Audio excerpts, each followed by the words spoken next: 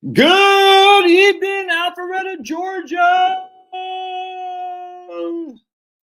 So I like how both Pulverizer and Andrew had asked questions, but they didn't follow the instructions. Oh boy. I think I was very clear in my instructions. I said, if you have a question, make sure you put all caps. Okay. Actually, I think somebody interesting. What makes Pink Floyd so great? What kind of mental illness must one have in order not to like that band? I mean, dude, the lyrics are freaking fantastic. I'm not gonna lie to you. The lyrics are fantastic. Tom says when Sid checked out and David arrived, can't answer the last question. So I was watching a YouTube video on the origins of Pink Floyd. It's pretty interesting. I was watching on the origins of Judas Priest, and I can't remember, was Rob Halford in the band then? I don't know. They had a black guy, was huge fro though. It was Judas Priest did crazy. Ground Bison, is it worth it? Yeah, March Gladness. I wasn't a fan of Bison, man. You know, they had like the Ted's Montana Grill, and it didn't really for me. I'm elderly. I don't have to obey directions. Right on. PA. Ted's from Maine. Yeah, we're just seeing that UConn went on a 20-0 run or something like that. Crazy. By the way, so we went to the Atlanta Hawks game the other day. We saw the Hawks play the Celtics, and that guy CeeLo Green. I was like, hey, Gordon. I was like, 007 Clownfish. I said, the guy was like, doing the halftime show. It's just like a potato head looking guy. It's just short, fat. I don't get the appeal, but whatever. He started dropping F-bombs. I was like, I asked my son, I said, is he dropping F-bombs? He goes, I think so. Brian, que paso? I couldn't believe it. It's just like, F you, like literally, but saying the word, F you. Like, it's like, dude, what the hell is that about, man? It's crazy. I didn't understand. He's saying S and F and the whole. I was like, what? Crazy. What a freaking clown. Then they had some black guy that they showed on the overhead screen named Duke Dennis. And I'm on YouTube. Are you on another channel? I don't see the questions. Yeah, so I'm on the hair. So basically, Tony, good question, Tony. So here there's two channels that I'm on. One is the Josh Scanlon YouTube channel, which you are on. The bigger one is the Heritage Wealth Planning. So right now, 41 people are on Heritage Wealth Planning, and 13 are on the Josh Scanlon one. And there's nothing wrong with being on both of them, if you know what I'm saying. So if you want to jump on the Heritage Wealth Planning one, you can see the questions. The Josh Scanlon one, you might not see the questions. Unless I do like this. I can do like this, you can see it. All right. So Tom, is Fulton County as effed up as it seems to be? Yeah, it's in fact, it's funny. I think I can star these now. There we go.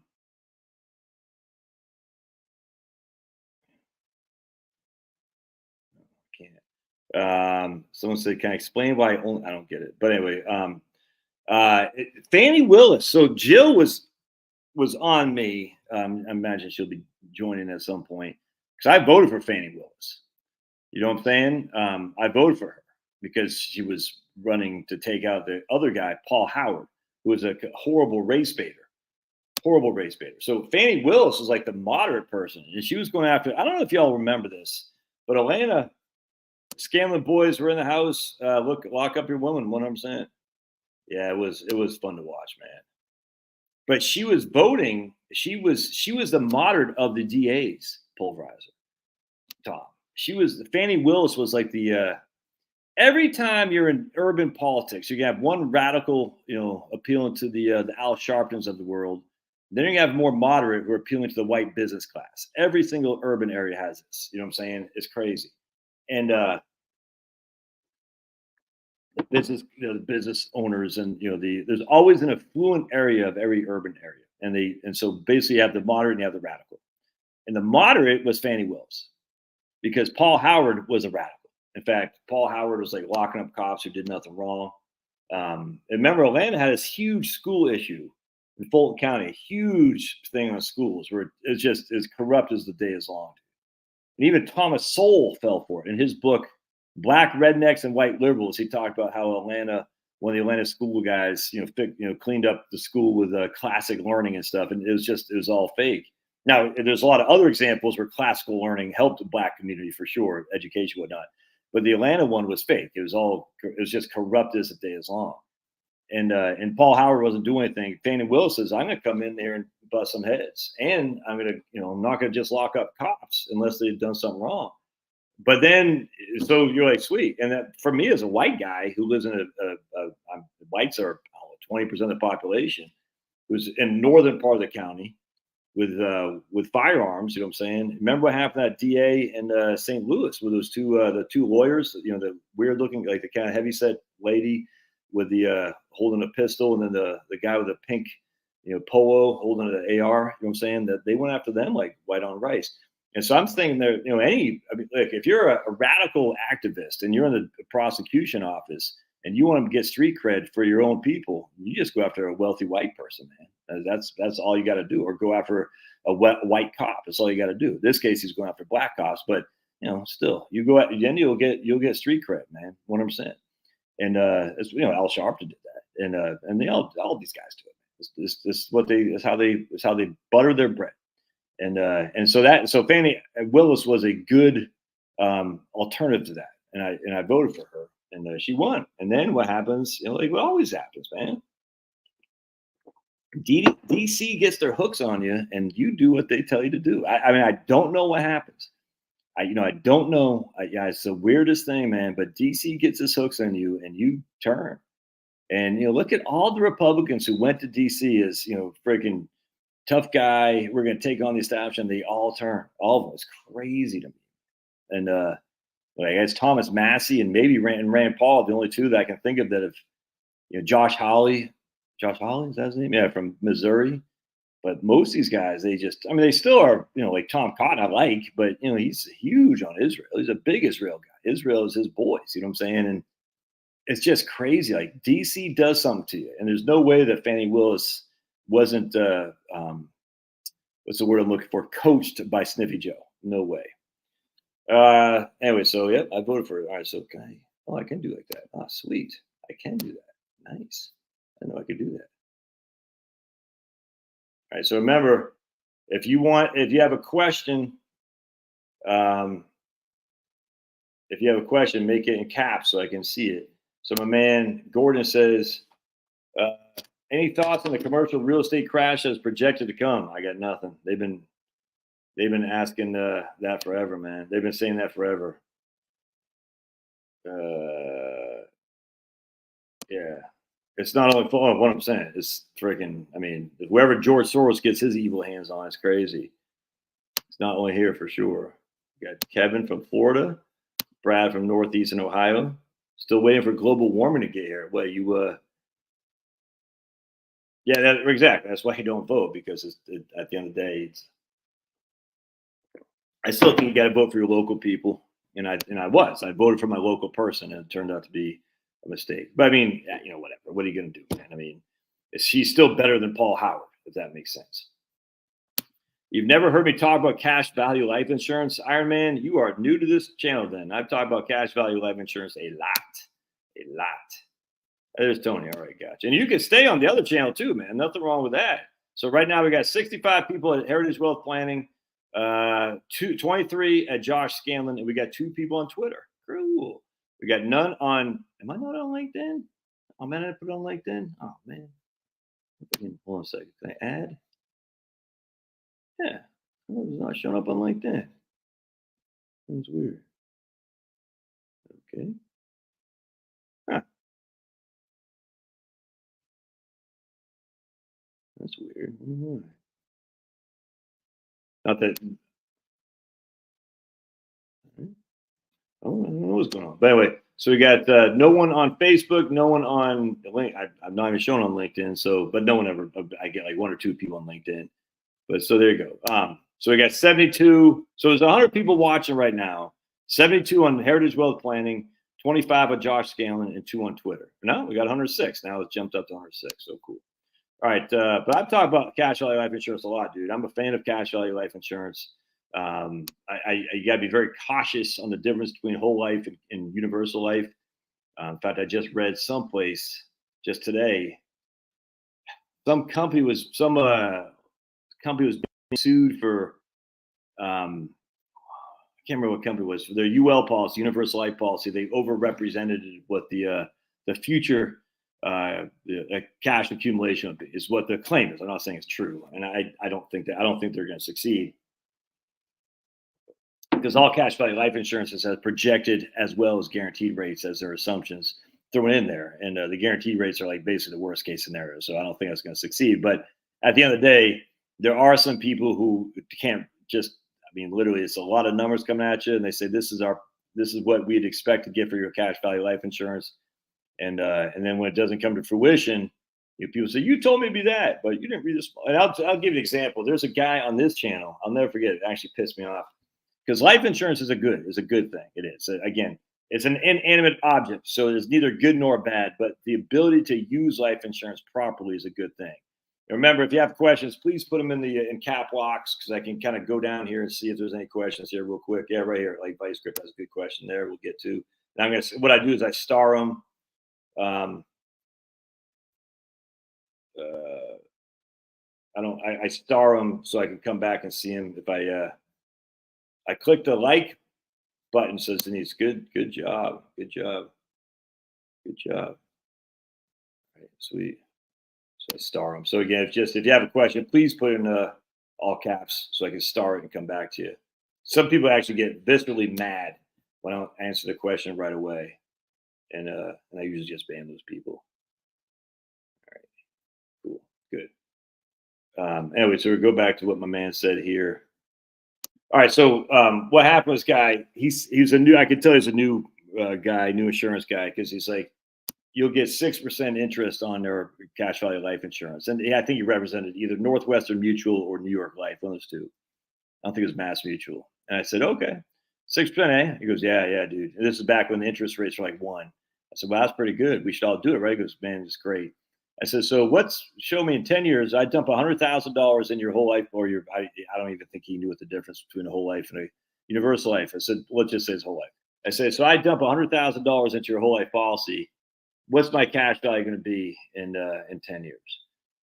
And, because if we're getting 6% interest, I should have $160,000. And it's just that simple. I should get $6,000 a year for 10 years. I don't even need to compound it. I'm just saying just 6% each and every year. He goes, well, no, it's, you got, commissions and blah, blah, blah, blah, blah, cost of insurance and all that. I said, okay, so let's do 20 years then. So let's get rid of the first 10 years. So we haven't made any interest in the first 10 years. If it's in a commission-based product, and you probably won't. So what's it going to be in 20 years? Well, I then have, I'll have 160,000 in 20 years is what you're saying. Because again, I made nothing the first 10 years. I'll even give you that, which is pretty crazy if you're saying there's a 6% guaranteed interest payment. He goes, I said, run an illustration, because you have this thing called a projection. You can run illustrations, hypotheticals, if you will. And what's it going to be? He goes, I said, yeah, dude, you think I just rolled out a sack yesterday? The 6% is a crediting rate. That's what they credit you. But after that crediting rate comes out, the cost of insurance, the commissions to people, the various fees that go along with it, and you're not getting a 6% net. It's this basic insurance 101. You're probably getting a 3.25 by year 20. You see what I'm saying? So, you're probably going to get, $135,000 of cash value life insurance and a whole life policy, maybe $140,000 if you're, but you're not getting $200,000. It's not happening because of the commissions that are got to be paid out, the cost of insurance. Oh, by the way, the cost of insurance increases as you get older. Anyway, so I got two $50,000 policy, whole life policies on all 4 of my children. So I got 8 whole life policies. I'm not, and Dave Ramsey doesn't know what he's talking about when it comes to whole life insurance. He doesn't. People say, well, life insurance isn't an investment. All right, well, are bonds investment? Yeah. Well, why are bonds investment? It's a fixed rate of return. It's just that simple. What does life insurance give you? It gives you a cash value that grows, i.e., it grows with some kind of interest, and it gives you a tax-free death benefit. There is an investment potential, investment, if I put X amount in, I have X plus 1, that's an investment. I got a return on my investment, which means I'm investing my money. The most idiotic thing, life insurance is an investment. It is an investment. Am I putting more? Am I getting out more than I put in? Well, yes, it's investment debt. I mean, literally, I don't understand why people get so wrapped around this. It's the weirdest thing. I put $100,000 in, I got $110,000 back. That means I made $10,000 on my investment. You can call whatever you want. You know, at that stage, it doesn't matter. It's just semantics at that stage. But I made money, or I didn't make money. If you lost money, is that not investment? Just because you lost money, that makes it not an investment? Of course not. All kinds of investments lose money. Life insurance, the way you lose money, though, is you pull the thing out with surrender charges and all that stuff. And as such, you that's not going to be good. More likely that on that annuities, but still, life insurance, like it's a unilateral contract. Only you have the ability not to honor it. The insurance company must honor it. Once they issue the policy, they have to honor the contract as long as you keep up with which is making sure the contract stays valid. Anyway, so I'm a big fan, but there's problems with it for sure. I do think it gets oversold in terms of look at like the guy's just telling you about, and the guy's just a young guy. I said, dude, you can't be using that because you're gonna drive away people. You're gonna hurt your career by telling people that they're gonna get 6% interest rate. You're gonna hurt your career because they're gonna wake up 5 years from now and they're not getting anything near the sort, and they're gonna be pissed, and rightly so, because you've been holding yourself out that they're gonna get 6% interest rate, and they just won't. All right, let's keep going here. Like I said, I got who's in the yeah, no, I know Maine lost at Cornell. Yeah, I'm a big fan of the Frozen Four. Yeah, UConn got smoked, or Illinois will get smoked by UConn. Yeah, it was St. Louis. It was in St. Louis. St. Louis Andrews in Missouri. The last I thought. Any good reason to convert to a Roth? Any good reason to convert $1 million to a Roth? You're 56. Yeah, you should buy my book on all the various reasons to do that for sure. I mean, I've the last 4 years, I converted everything to my Roth now. So I'm fully ensconced in Roth. I have no more pre-tax money. The reasons are through the roof. I'm not going to get to all the reasons here because it'd take forever. But yeah, a million of good reasons to convert to a Roth. I say buy my book, The Tax Bomb in Your Retirement Account. Look at Pittsburgh. No police during. Yeah, man, it's crazy. So crazy. I don't want to yell, but if you have a question, that's the only way I can see you. Brad in the house. Another Brad says he's from Northwest Ohio. Gotcha. All right. Moonbase Alpha here. I do like to kiss the dogs. Life insurance is not, well, that's not true. It could be subject to taxes. I mean, you got to be careful stating these because let's put it this way. If your life insurance expires before you do and you were taking loans against it, that could be subject to income tax. So we've had that happen many times where people got hit with this tax hit. They're like, what? I thought it was tax-free. I'm telling you, man, this March Gladness. I'm still trying to be good and not call people names. If you go on like LinkedIn, and I follow this guy named Andy Planko who just tears up these life insurance salespeople. It's funny. I like Andy Planko or Panko. I think it's Panko. Whatever his name is. I think he's even got a small YouTube channel, but I like him. He's not that small. I can't remember. Anyway, long story short, some of these guys, they're idiotic. Their sales techniques are so idiotic. It's embarrassing. I'm just like, ditch your 401k, ditch your Roth IRA. Here's everything that's right with index universal life insurance. You're like, oh my goodness, it's so bad. And all it does is just, again, it makes you look like a complete fool. That's all there's to it. When you see these, they'll have these. Now these little smiley faces. Let me show you. It's actually funny. So there's one guy that says, I don't know, tax-free, smiley face, tax-free, no market risk, smiley face, and leave a legacy. I'm just with something like this. Leave legacy, smiley face. And this is a sales pitch. So there's 3 smiley faces. And then for 401k, he said it's not tax-free.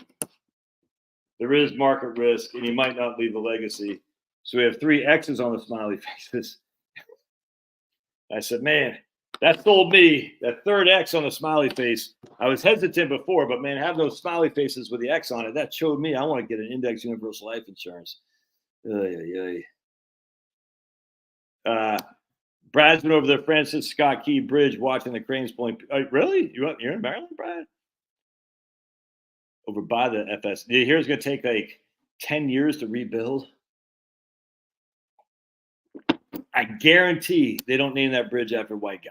It's not going to be named Francis Scott Key. I guarantee it'll be named after like Freddie Gray, the Freddie Gray Bridge or something like that. Yeah. So just remember, a life insurance cash value can be subject to taxes. Just keep that in mind. The death benefit is not. Well, you gotta be careful there too. Remember the whole unholy trinity of life insurance. All right, so because there could be gift taxes here, and this is what a lot of people don't know: the unholy trinity of life insurance.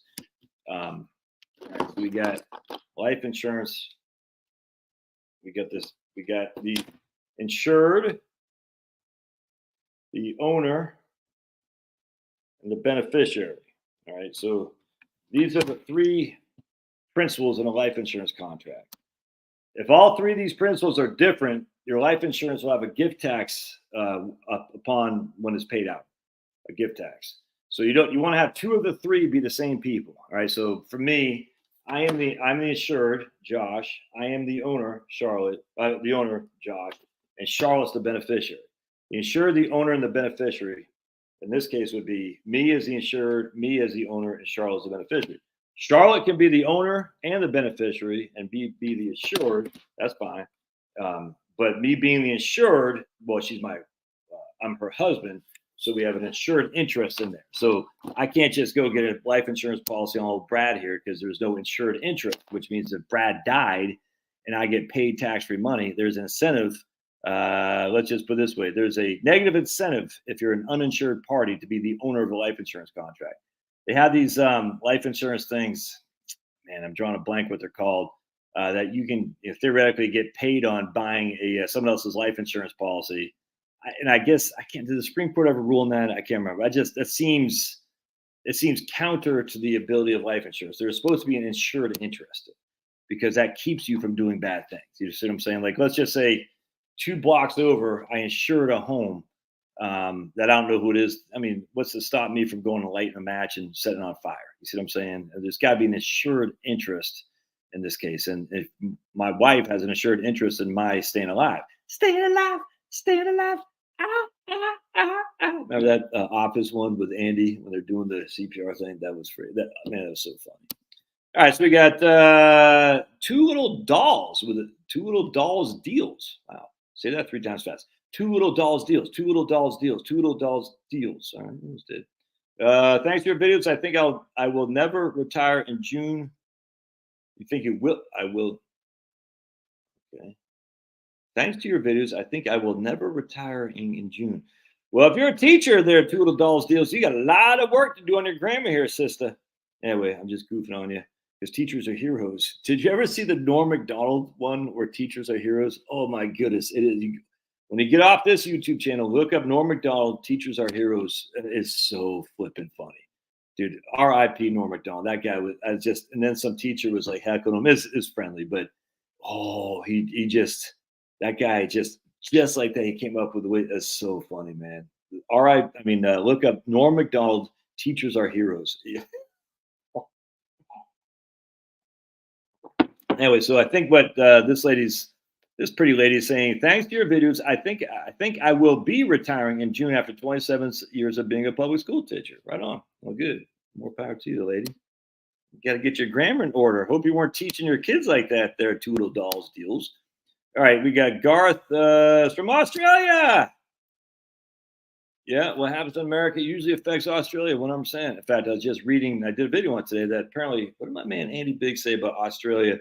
Is there like a flat Social Security benefit? I think it's what he's saying. So, in Australia, sucks. Let's put it this way. I mean, you guys went Nazis and during COVID, and you had that freaking, that's New Zealand, the horse face idiot, whatever that chick's name was. And then you had your stupid Scott Morrison. He sucked. And then you replaced him with that idiot who's there now. So basically, Australia is Nazis, and there's no opposition party. The Tories in England are gone. They're just dead. The Tories in England is and the same thing's going to happen to Republicans, man. I'm telling you. If Trump gets reelected and doesn't do anything this time around, the Republican Party's dead. That's all there is to it. Because I don't want anything to do with it. But the Democrats are worse. Yeah, that's what they've been saying they say that all the time. I'm sick of it. I'm just sick of it. It's just like the Tories, the Conservative Party in the UK, is a perfect example of what not to do. And the sad thing is that the Republicans are always just 5 to 7 years behind the Democrats. Who would have ever thought the Republicans would be big on LGBT? Who would ever thought the Republicans would be big on all this stuff? And yet, everything that, green energy. I mean, there's some fight in there, but not much. Everything the Democrats do, just wait 5 to 10 years, and the Republicans will be doing the same thing. It's crazy. You don't want to die, but if I do, I love the tax rate paid on my term policies. Yeah, but most likely you'll survive your term. The vast majority of term policies don't pay out. I mean, we're talking like 98%. Here's Larry Slago. What do you think of AT&T selling their pension plans off to a company in the Cayman Islands? That sounds horrible. I was just talking to a guy just yesterday, or 2 days ago, that their pension plan is getting they're sold to an annuity company, actually. And so I don't know about their pension plan. A company that tells me they're selling it to an insurance company, which means it will no longer be PBGC insured, and that sucks. So in this case, this guy's pension plan is being sold to an annuity company, and while the insurance company has some local state guarantee, basic protection, it's not PBGC.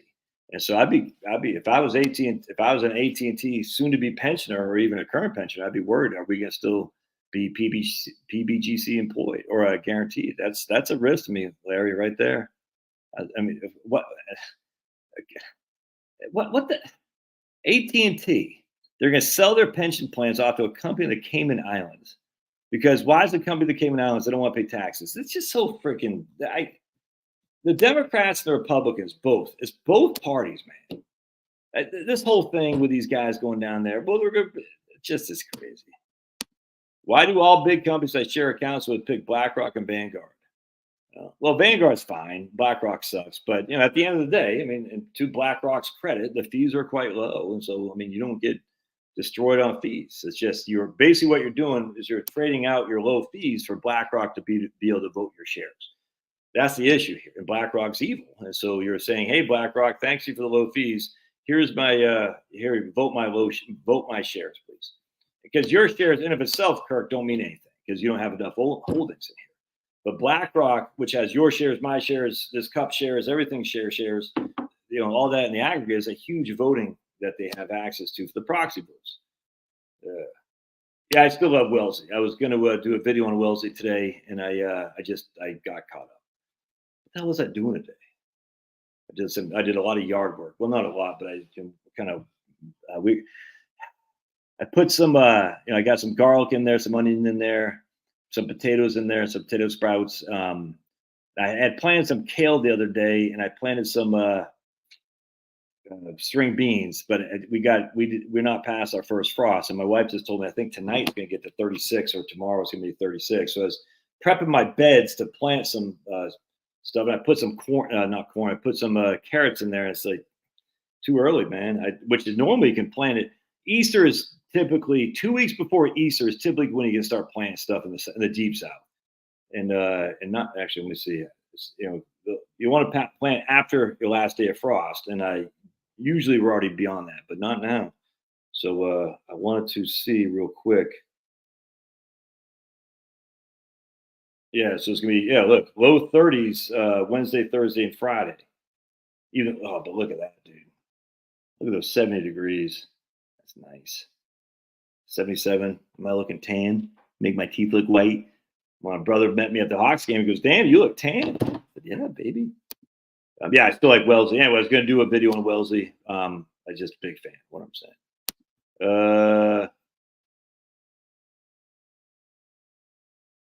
I'm saying if we had Tom was in Maryland. I mean, they can get it done. I think remember that bridge in Philadelphia that crashed? They fixed that within days. With Pete Buttigieg in there. I mean, even old Pete there. Probably the dumbest person in D.C. And I say that very hesitantly because we have people like Kamala in there, and I'm not even talking about Joe Biden. And we've got really stupid people. You know what I'm saying? We got a lot of dumb people, and Pete Buttigieg is probably the dumber than Kamala. And that guy is that dumb. We got 2 Garths on here. I clicked the like button on both streams, so I literally gave you 2 thumbs up. And hey, thanks, man. Hodges, that's what you do. ARs are fun. I enjoy it. My question: if I'm exercised at 55, can I? Did AR's fan get taken over by? Huh. My question: if I'm exercised, 50, can I? Did someone, the zombies come get that guy? You can. All right, so let's talk about this a little bit too. Not trying to bust your guts there, Liberty. Oh, Garth, there's another Garth. All right, you got to remember if you have a term policy, not all of them are convertible. You got to keep that in mind. So I'm not trying to bust your balls here, Garth. It's good to know your name's Garth. But if you have term life policies, many are, but there are some that are not convertible to permanent life insurance. Just keep that in mind. It's a big deal. I've had many a term policy in my career that a conversion would have been good, and it wasn't in the cards because it did not have the conversion opportunity. Did not have a convertible option there. So keep that in mind. So if you're going to buy a term policy, I highly recommend you ask if it's convertible to a permanent policy later on. Kirk's got whole life insurance. 2 kids have, dude, look at that. Now, so these $250,000 whole life policies are going to be expensive. All right, so that's not going to be cheap. But it's going to be cheaper than if Kirk had it on his own. That's for sure, because Kirk is older. So the nice thing about whole life policies for your children is they're so healthy and not likely to die because they survived infant mortality. That's very, very cheap. So my policies are all, is it 50,000 or 25? It's 25,000 each. That's what it is. 25,000 each. So I got 2 $25,000 whole life policies on each of my children. One through Knights of Columbus and one through USAA. And what happens is 20-year paid up. So basically that's what it is. So after 20 years, I'm fully paid up. I don't have to put any more premiums in there. It's not a huge amount of cash value. I'm only paying like $25 a month. You know what I'm saying? Paying $25 a month for, roughly 20 years. Well, not roughly 20 years, for 20 years. That's 240 payments, whatever that is. Someone else can figure that out. But anyway, so I'm not paying a lot of money, but there's cash value, and then there's not accelerated death benefit. Then there's a paid up addition. So, what was initially a $25,000 life insurance policies, the Knights of Columbus ones, because it's a dividend paying policy, and USA is not. I think USA got rid of their dividends. But anyway, they're paying dividends, which is buying up more life insurance for my children. So, basically by the time the 20 years are up, my kids will be in the mid 20s. Maybe Maddie will be 30. And I'll just give them the policies, and there's no more premium to pay. So cash value, a couple $1,000 in there. They can even increase, they can double their life insurance without being underwritten too if they want. They got to pay higher premium, but they can do that as well. So I'm a huge fan. So $250,000 for each kid, that priced me out. That I couldn't afford that when I started these policies. That's for sure. Why the T-shirt inside out? Oh, I think it's right this time, isn't it? Yeah, it's right. Or you right side in. Why the T-shirt? But when you say right side in or something, well, yeah, Michael J. Johnson says, "Howdy, friends." Howdy, Michael J. Johnson. Oh, Michael Johnson. All right. Happy Easter. Yeah, Bruce Smith's in Thailand. Is this the Bruce Smith from New York? Yeah, they misrepresent the policy all the time, man. Yeah, your Badgers got beat by Wisconsin lost to James Madison. How much longer do I think Yellen can keep up quantitative easing by pushing T-bills? Well, okay, so how by pushing T-bills? Denise, you consider that quantitative easing? Most people consider that quantitative tightening because the high rates on the T-bills, the M2 money supply going down. So I don't think people consider that quantitative easing. They're actually looking at quantitative tightening. I mean, quantitative easing is when you have the Fed buy the bonds, and what that does is push up the price of the bonds and push down the interest rates. Well, that's not what's happening here, which with the T-bills. Now, I don't know what the 30-year is doing. I haven't looked at the 30-year for a while, so let's double check the 30-year. I know the 10 years, the 10-year is still at 4.2. Yeah, so that's definitely not a so here, look on this side right here. This right here is definitely not a quantitative easing. That's a tightening. They're either selling off their portfolio or not buying bonds, or a combination thereof. And you can see that by the M2 money supply is also dropping. So yeah, that's not quantitative easing by any stretch of imagination. That's the 10-year treasury. I haven't looked at the 30-year. I imagine the 30 is probably about 4.7 or so. Yeah, so there's a same thing on the 30-year. So we've had this inverted yield curve. Remember, I was saying it 4 years ago when we had the inverted yield curve, that the inverted yield curve is not, it doesn't mean anything in terms of recession is imminent. Everyone said that. Everyone was there freaking used to piss me off. I was like, you really made me mad. Recession's coming. We have an inverted yield curve. I said, okay, well, that's no different than if I eat carrots, I will die. Because if I eat carrots, I will die. Everybody gets that, right? Well, if we have an inverted yield curve, yes, there will be recession, because there's always recession in any kind of market demand economy, a business cycle economy. Has it had to do anything with the inverted yield curve? Well, no. I mean, have we actually had a recession? Yes, we had 2 consecutive quarters of negative GDP. That used to be a recession until Biden came along. Now, whatever, Biden, all things changed. But BS may, we haven't had anything like any major significance for the vast majority of Americans. It just hasn't happened. Anyway, so I'm sitting there thinking, okay, so we still have an inverted yield curve significantly. I just showed you the 10 years at 4.2, the 3-month T-bills at 5.2, 100 basis points above. I mean, it's 90 basis points above the freaking 30-year loan right now. So, but that's not quantitative easing, because those rates used to be in the 1s and 2s just 2 years ago. So, 2 to 3 years ago. So, yeah, we're definitely not quantitative easing right now. And again, the way you know that is because quantitative easing, what they do is they really buy up bonds to increase. Remember, anytime there's an increase in demand does what to price. All right, so let me draw this out. Yeah, we got 157 people here. All right, so if you're on Josh Scanlon YouTube channel, I got 45 people there. Or 41 now. We got 108 on the Heritage Wealth Planning, and we got 4 on Twitter. So if you can't see the, well, I think you all can see if I do like this. Yeah, but if you don't see like the running questions on, or the the comments that are kind of going through live comments, it's because they're all on my Heritage Wealth Planning. Not all, but the bulk are on my Heritage Wealth Planning YouTube channel. All right, so we got so when you increase demand, you have increased demand. That increases. Let me use this one. That increases. If you have an increased demand and a level or a drop in supply, so you have an increased demand in the same supply or a drop in supply, that increases prices. All right, so prices go up. I mean, just think about your neighborhood. If 5 people came into your neighborhood to buy 5 houses, all right, that's going to be an equilibrium there. But let's say now 4 houses are now available. There's only 4 houses per supply, and 10 people came into your neighborhood to buy a house. So now you have 10 people coming to your neighborhood. There's only 4 houses for them to choose amongst. Before it's 5 and 5. That's to be a nice equilibrium. Now it's 10 buyers. Right, that's the demand, and the supply is the same where it's gone now. The price is going to go up without question.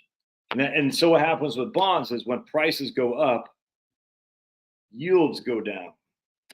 And so that would be the quantitative easing, is that the federal government is buying a bunch of bonds to knock up the prices because the demand is higher, and that's knocking the yields down as well.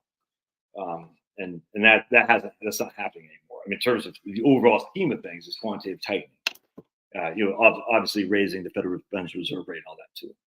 Let's see.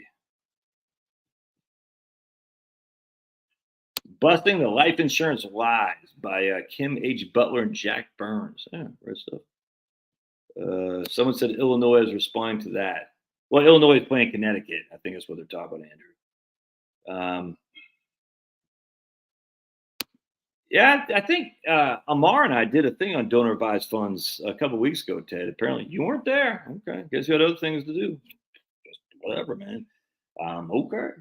Wow. Jeez. Let me guess. Ted was back being at Woodstock. Remember, we all busted on Ted that time. I forgot what it was, but we all said Ted was at Woodstock. Ted was on the Apollo 11. Anyway, I like donor advised funds 100%.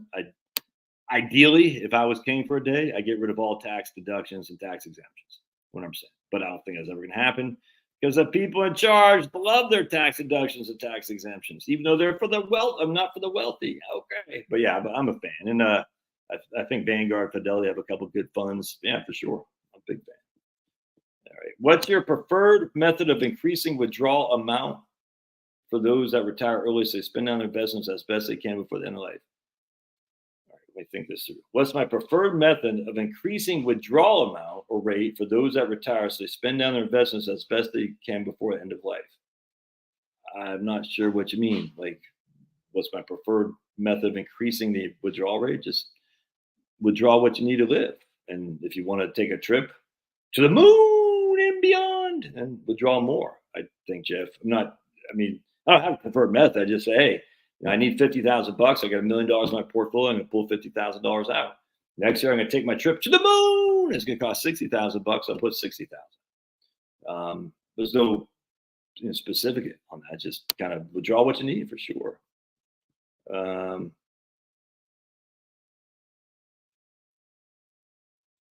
Let's see this guy. Please do an example of a whole life or universal life or whatever heavily commissioned scam you like and compare to an index fund. So to prove that life insurance is not an investment, we're going to compare it to an index fund. I mean, come on, Johnny, please. This is so infantile as be silly here. All right, so everybody, can anybody see what's wrong with this? So basically, he's saying life insurance is not an investment. How come it's not an investment? Because he's saying, please do an example of a whole life or universal life policy scam you like and compare it to an index fund. Oh my goodness. Just you guys can see how this is what's the word? Not straw man, but it's just it's a silly I'll see if you guys can figure that out. There's a couple of things in there that's just stupid, but that's okay. People, for some reason, people hate whole life and universal life. They hate permanent life insurance. They're all the buy term and invest the rest guys. They hate it. It's weird, man. They have this like infatuation to show people how wrong they are with life insurance. If you're going to come at the king, you better take the king out. And this right here is just like a knock off, like a gnat, Johnny Blaze. Come on. This guy, my man Michael's in the Philippines too. Right on. That's just, dude.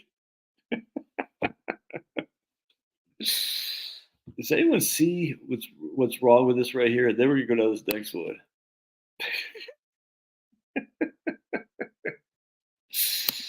Oh, Johnny Blaze, you've had too much to drink. Put down your beer, dude. Oh my goodness. Oh. P. Diddy Reaper Bridge, Obama Bay Bridge. There you go. Oh my goodness. I would never say anybody's a real deception. I know who you're talking about. I'd never say anyone's a deception. But does Doug? He does promote whole life insurance? I think, doesn't he? I think he does. I think Doug Andrew promotes whole life or universal life or something. I can't remember. I'm not going to say anything more about him. Can you watch too many financial shows? Of course you can, Vaughn. The Marvin Gaye Bridge. Is Marvin Gaye from Baltimore? Should be the Babe Ruth Bridge. 10 years. It only took me 4 years to build the Golden Gate Bridge. Yeah, then what about the freaking Hoover Dam? Man? The Pete Buttigieg Bridge. No, because he's a white guy. I know he's gay, but he's a white guy. You can't have that, dude. Can't be the Cal Ripken Bridge. Yeah, 100% difference between a mutual. Garth, are you in this business, the life insurance business? Yeah, because mutual companies are where it's at for sure. Hey, it's Bill Scott. Look at old Bill. Bill and his better half. Virginia Beach. Tallahassee. All right. Ooh, NUAs. Oh, boy. Why would you want to exercise NUA and why would you not want to? All right. Oh, my goodness. Who's Alpha Lima? Oh, boy. NUA. All right. So, NUA, net unrealized appreciation. I think that's what it's called. Net unrealized appreciation. All right. So, NUA, what it does is it allows you to, I'm going to have to draw this out. Amar and I did a video probably a year ago on NUAs. And I haven't looked at this for a long time. So if I'm screwing this up, just, sue me. I'm just being silly. But just, take it with a grain of salt. It's been a long time since I looked at NUA. Net unrealized appreciation. So you have $25,000 as your cost basis. and your account's worth $100,000 of your company stock, and we'll just use AT&T because someone mentioned AT&T. All right, so you got, and this is inside your retirement plan. So you got $25,000 that you, your cost basis of AT&T stock. It can't be a mutual fund. At least it used to not be a mutual fund. I can almost guarantee it's not. And it's worth $100,000 now. All right. So the question is, if you roll this whole thing over into your IRA, it's all coming out as ordinary income, all of it. All right. If you roll that over, it's all coming out as ordinary income. And again, your $25,000 cost basis, when you contributed to your 401k, you still got the tax deduction. It's not a real cost basis, but that was your, that's basically the cost of you to buy the AT&T stock inside your 401k. So it's all coming out as ordinary income upon tax. What happens with NUA is you can take this money out and roll it to a brokerage account, your cost basis, and roll it to a brokerage. Right, and then if you hold it, is it taxes? I think it's taxes, ordinary income there. Is it? I can't remember. Is it taxes or it's tax? I'm almost positive it's taxes, ordinary income when it gets rolled to a brokerage account. But anyway, anything above that is long-term capital gain as long as you hold it for a year. I got 2 years on my head. For some reason I got 2 years, but I think it's just a year. I think as long as you hold it for a year, it's other than the initial distribution, which is taxes, ordinary income, the gain, the difference here is taxes, long-term capital gain, if that makes sense. And so there's some significant opportunity to do that for sure. But if you don't, a couple things, if you don't have a whole lot of difference between your cost basis and your account value, you're still paying ordinary income tax on the front end of doing the NUA. And so I think there's like 2 people I recommended NUA. I'm working with a guy right now, my man up in Cleveland, and he's working with Fidelity on the NUA. And he's doing it. Fidelity drew him up the whole thing. And they did actually quite a good job, frankly. I was pleasantly surprised because he asked me, should you do NUA? I said, man, that's a tough one because he didn't have, memory serves, it wasn't that long ago. He didn't have that much of a gain. He had some gain, but not a huge amount of gain. But there's a special circumstance that we needed him to do it for. I can't remember what it was. And Fidelity drew him up the whole thing. And I said, that was pretty good. It looks like they did a pretty good job for it. I'm comfortable recommending you go with that, assuming that, I don't give tax advice or anything like that, assuming that you are comfortable, because you're going to have to pay some tax on it for sure. And then the rest will be his long-term capital gain. As long as you hold it for a year. But he did it. That was good. But I've had other people, I said, I just don't see the value there. It's just not enough value to pay the tax on, $50,000 cost basis when you only have, $15,000 of gain. So you have $50,000 cost basis, account says worth $65,000.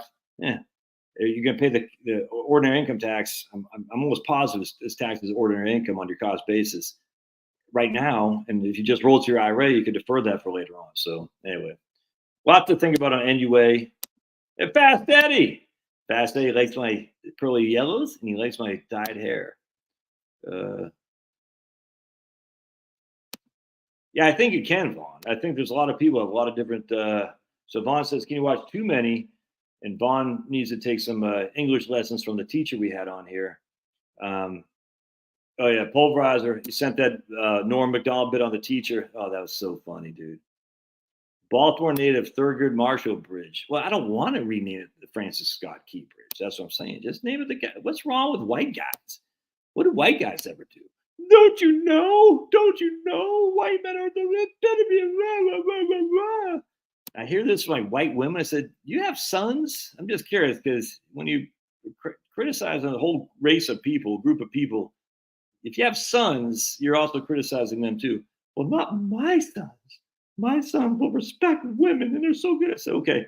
But their neighbor down the street doesn't know that about your son, or neighbor 2 towns over doesn't know that about your son. So that lady who also thinks white men are the epitome of evil, she'll look at your son and think he's the epitome of evil too because he's white. You realize that, right? So you think all white men are the epitome of evil except for your son. But then you're going to look at that neighbor from 2 towns over who's just as liberal as you, and you're going to say his son is the epitome of evil. Does it make any sense? Stupid. White men, yeah, they give me the cooties. They're so evil. Don't you know, Josh? Crazy. It's actually funny seeing whatever you say. I'm not embarrassed at all to be white. People are like, it doesn't bother me. I'm not proud of it. I literally don't. I mean, it is what it is, man. Why would you be proud of the efforts of other people? I'm proud of the efforts of Americans of all races and creeds and everything. But I'm not proud of like, oh, I'm white. I'm proud. Oh my goodness, white. So like, dude, give me a break. I didn't do anything. I didn't build America. You know what I'm saying? Come on, it's still silly. But I am proud of the people who did, 100%. But I think you can watch too many financial shows. Cause I hate to say it, but I think a lot of people don't know what the hell they're talking about. They just don't read, man. And I just let me just go through some of the stuff I got in my little thing here. So I'm going to show you some of the things I'm looking at, and this is just what drives them. They just don't read. They don't. A lot of people are in this business to make money. They're not students of the business. So I'm looking at this right here. All right, spending trajectories by after age 65, variation by individual wealth, and this is Michael Hurd and Susan Rothwell, who are married, by the way. And Andrew Biggs and I talked about these people the other day, and when I last interviewed them. But this is October 2023, so they've been writing about this for decades now. And I said, hey, they updated for 2023. I want to see what that is. All right, so then we're going to look at this one right here. All right, so check this out. Because a lot of people just don't do it. They don't take the time because they're not that interested in the business. Does home production replace consumption spending? Evidence from shocks in housing wealth in the Great Recession. Again, Michael Hurd, Susan Rothwell, and Jim Beam, who likes to drink his alcohol. Jim Beam. All right, so then we're going to see what this one is right here. All right, this is from the RAND. It's this all the stuff I got my little tabs up there. I don't know if y'all can see those tabs. Right here. This is interesting to me. Individual survival curves comparing subjective and observed mortality risks. This is Dateline a while ago, if memory serves. Well, not 6 years or so ago. All right, so good. We got that. So we got there's lots of just stuff out there that people just need to read. Ooh, I like this one right here. Check this out. Ooh, yeah. I've been reading this. The Federal Reserve Bulletin, 1929, February. Before the great crash happened. It's fun to see what the Fed was talking about back then. That's fun. We got that. We got that. Hold on a second. Get rid of my man here. Krakow. Ooh, I can't wait to read this one right here, though. So this is my man over at Ed Macquarie. And I've read this article once. And I want to read it again to do a video on it. And I like Ed, but the bogus Roth math. And Ed likes to take advisors to task. It's actually kind of interesting. So I like Ed. I'm looking forward to reading that and sharing that again because we'll see what old Ed has to say. I think he misses a couple points there. Off the top of my head, I can't remember what it is, but we'll see what old Ed has to say. Anyways, I just got in here. I need to really get into this one right here. So this is my man, William Sharp, right here. A retirement income analysis scenario matrices. And this is 730 pages of a book you can download for free. This work is licensed under Creative Commons. And I'm very interested because William Sharp is well known in my biz. And I haven't read, I've had this up there for a while. I haven't read it yet, and I will. Because I think, sadly, that he might have some mistakes in there, but we shall see. But how dare you say William Sharp has mistakes? People make mistakes all the time. They make mistakes all the time because the data that some of these old guys, William Sharp's old guy, I don't even know if he's still around. Some of these old guys had are different than the data we have now. And we just have better data crunching now than we did back in the 80s, never mind the 50s, with the modern portfolio theory, efficient market hypothesis, and all that. We just have better data now than we did back then. All right. Horse Face. No, Horse Face is that chick from Jalinda, whatever her name was, from New Zealand. Any thoughts on Coast Fire? I don't know what that is. Coast Fire. 100%. Israel. This is the thing that drives me crazy. These pro-Israeli people, they act like Israel is all that in a bag of chips. I'm not anti-Israel. I just think it's none of my business. Israel was one of the worst, if not the absolute worst, when it came to COVID stuff. Horrible. Maybe not as bad as Australia, but pretty horrible. And that's not for me. You know what I'm saying? So Israel loves them some 57 flavors. They love the vax, and they love to. And I think they even denied the rights of private citizens to have firearms too. And as such, why are we so ingrained in this love of that country? It's weird to me, man. I mean, look, I used to be like that. You can ask Pulverizer here. I almost banned Pulverizer because he said, a couple negative things that I thought on Israel. I said, how dare you, Pulverizer? I think I did ban another guy. And I wish I remember that guy's name, but I unbanned him. But because I came across him on a Viva Frey locals chat. And he said, hey, Josh, it's Joe Schmo, whatever his name was. He goes, hey, what's up, Joe? He goes, yeah, ban me from your YouTube channel. I said, I did. I go, why? He goes, because I was saying some things that you didn't like about Israel. I said, oh. And I said, it's embarrassing because I've changed, man. I've seen COVID. I said, oh, who I thought was friends are not friends. Who I thought were enemies are not enemies. That's just all there is to it. That doesn't mean that who I thought was enemies is now I want to invite to marry my daughter. Doesn't mean who I thought were friends, I don't want to have dinner with. I just said, we're just going to back up a little bit. Like Homer going back in the bushes. We're just going to back up a little bit because we've been playing for suckers, man. And trust me, I was the biggest pro-Ukrainian guy you could possibly imagine. Because I read so much stuff on the Holodomor and the Russian. I mean, I've got books on top of books on top of books because everyone wants to talk about the Nazis. That's fine. Frankly, it bores me. I'm like, whatever. No one wants to talk about the commies. You know what I'm saying? And anyway, so I just read all the things with kulaks and all this stuff, and obviously the Gulag Archipelago and stuff, but all that stuff. I just got tons of books on that stuff, and Ukrainians took the brunt, maybe even worse than Poland did when it came to the commies. And so inherently, I'd be pro-Ukraine, except for the fact that Ukraine has sold their souls to bad people, man. Bad people like Victoria Nuland, Lindsey Graham, Joe Biden, you know what I'm saying? All these scumbags, John McCain, Joe Biden, John McCain, Lindsey Graham, scumbag central right there. They used to have Ted Kennedy and Chris Dodd, all right? And they used to be the Senate, one from Massachusetts, one from Connecticut.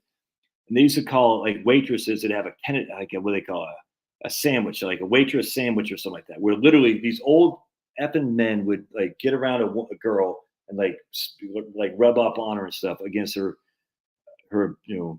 acceptance or whatever that means. And I said, and everyone knew that, and no one said anything. Joe Biden used to have everyone knew, no one said anything. And I said, man, anyway, so all those guys were just like the Clintons did in Haiti. How do you think Mark Warner and Bill Clinton got rich? Well, they freaking ransacked Haiti. And the Lindsey Graham, Joe Biden, John McCain, and I'm sure others did the same in freaking Ukraine. It's evil. These guys, and look at what's happening in Haiti now. Look what's happening in Ukraine right now. Yeah, you can blame freaking Russia all you want. It's happened in Ukraine before Russia. Just it's crazy. They all suck. The Hoff was born in Baltimore. Does seem like BRICS nations economies are thriving. Really? BRICS nations economies are thriving. So BRICS nations economies, let's talk about who they are. Brazil, Russia, India, China, and South Africa. You really think they're thriving? I don't know about that. I think it's easy to say that. We know China's a thrive. South Africa is a basket case. Yeah, India, they're importing all their best people here. Russia is definitely not thriving. I mean, I'm sympathetic to what's going on there for sure, but I wouldn't say it's thriving by any stretch of the imagination. And Brazil, I mean, come on, that seems like you're looking as a way to doubt the U.S. dominance and say the BRICS are going to replace us, and I don't buy it for 2 seconds flat. What is? I mean, look, anything could happen. That seems like people are they want so bad, and I'm not saying this is you, born again, bride, because you were the person who got me reading my Bible again. So she goes, "You read a lot. Why don't you open up your Bible?" I said, that's a good point. So I've been reading it 2 to 3 chapters a day, every single day. Anyway, because of born again bride here, you know what I'm saying? Look how pretty born again bride. I know our side always has the hottest chicks. Someone had posted that. I think it's Kirk Schlichter on Twitter. He said, our side always has the hottest chicks. Their side, he just showed some picture of a typical raging lefty. Our side, he showed like maybe it's his wife or something like that. I can't remember. But it's like, yeah, we always got the hottest chicks. You ever notice that? Our side being on the right-wing populist side. The left wing just, man.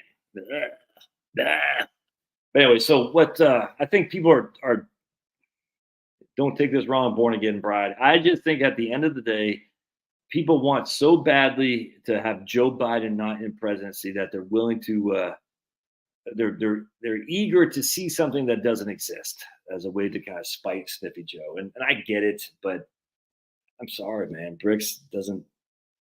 No. Yeah, I have nothing.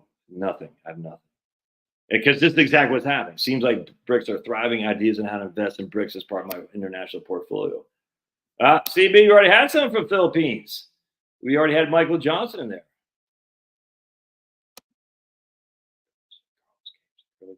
Yeah, I'm glad you brought that up. When do you actually harvest the scapes, and when do you harvest the garlic?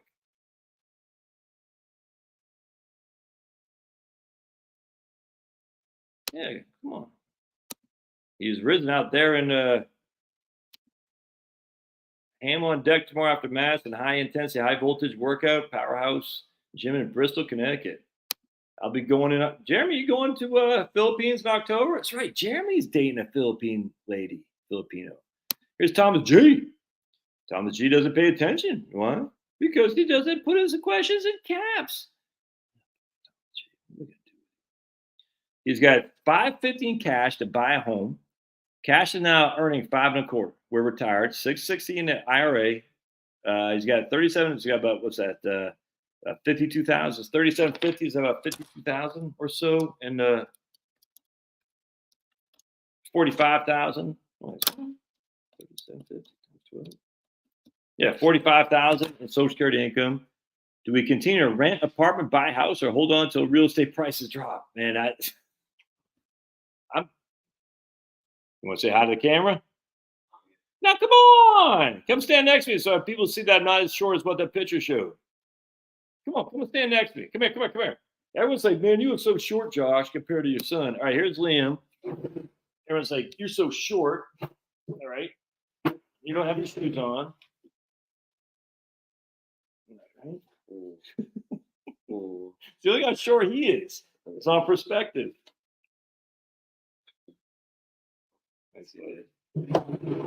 Sadly, I've lost 3 straight games to Liam in Backyard Basketball League. I can't fake him, dude. I always think I'm faking him. He always blocks my shot. I literally don't know what I'm doing wrong. I think I'm juking him. Next thing I know, my shot's getting blocked. It's really getting my nerves. If I can't hit my outside shots, I go for the layups. But that once he stops my right hand move, and I can't move to my left very well, I'm just like, if I can't hit my outside shots, I'm dead. Anyway, I would not wait until waiting till real estate prices drop. When's that going to happen? That's the issue, man. I was thinking about this today. It's like, what if? Remember they said the World Economic Forum, by 2030 you'll own nothing and be happy. What if they meant not like us, our older people, but younger people? That literally they're being priced out of the market to buy a home. You see what I'm saying? And because they showed some clown guy with this, freaking some clown hipster guy, like, yeah, I'm so happy. So what if they meant that? Like literally, you're going to be priced. Let's listen to E. Michael Jones, and you might not like E. Michael Jones, but I like him a lot. I talk about he's doing this.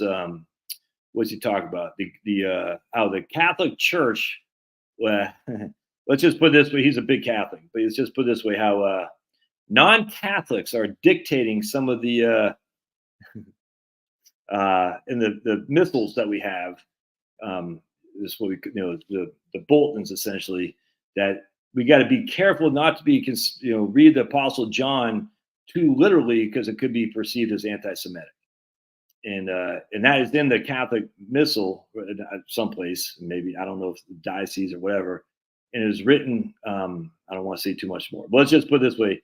It didn't seem to be a Catholic who would write that. You see what I'm saying? And I was listening to him, and I said that because the apostle, if you read John, you know what I'm saying? If you read John, if you know what I'm saying, and then you read about Jesus being died, that apparently would make one anti-Semitic, according to this Catholic Fulton that's in some diocese. And it's like, it's freaking, and it's insane. It's insane. Anyway, so he took a caller on his call-in show for a guy from Portugal.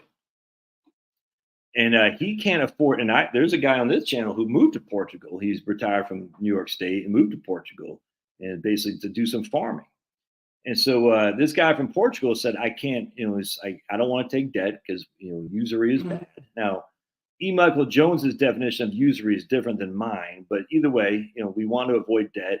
He's like, I can't afford to buy land. It's just too expensive. And the reason is that because all these foreigners, Americans essentially, are coming in there and buying up what is cheap to us, but to native Portugal people, it's not. And then they're, of course, importing all these third world people too, because I can't afford to buy land. And I said, oh man, there's a lot of people in America can't afford to buy houses. So you will own nothing and still be happy. It's the Brave New World mentality. Just take your Sama. We'll give you some chick to hook up with, every 30 days, and you're good to go. It's Brave New World, dude. Anyway, I said, man. So for him, he can't afford to buy land because rich Americans are moving in there. And then I'm saying for Americans, we can't afford to buy houses because they're just starting out. They got student loan debt, and the price of housing is high. Anyway, so the issue that Thomas is thinking, I got $550 to buy a house. I'm making freaking, 30,000 a year just sitting on tight. Yeah, but it's not like the price of houses are going to go down anytime soon. I mean, it could, but you still need a place to live. That's the difference between waiting for a stock to fall, which I don't think you should, or waiting for houses. You still need a place to live. So if it's costing you $2,000 a month to rent, and you're getting $2,500 a month on your interest, of that $2,500 a month on interest is taxable, well, you're basically breaking even. You might as well just buy a house and start getting some equity built up in there, in my opinion. Because what if the prices don't go down? What if they continue to go up because they're not building? Boston is and the Caps are tied 2-2. Boston not looking good. I completely agree. I would have thought, look at Robert Fibbins. I completely agree with Robert. Oh boy. I would have thought prices would be going down. I was wrong. What I'm saying, it's just, and I could be wrong here too. Thomas might wait, but I mean, when has real estate prices ever dropped other than like 2007, 8, and 9? Well, really 2006 and 7. When have real estate prices ever dropped? Not much.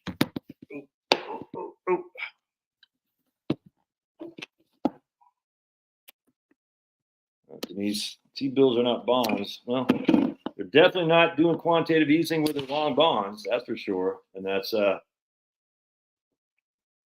haven't heard anyone saying we're quantitative easing, Denise. I've heard it all being quantitative tightening.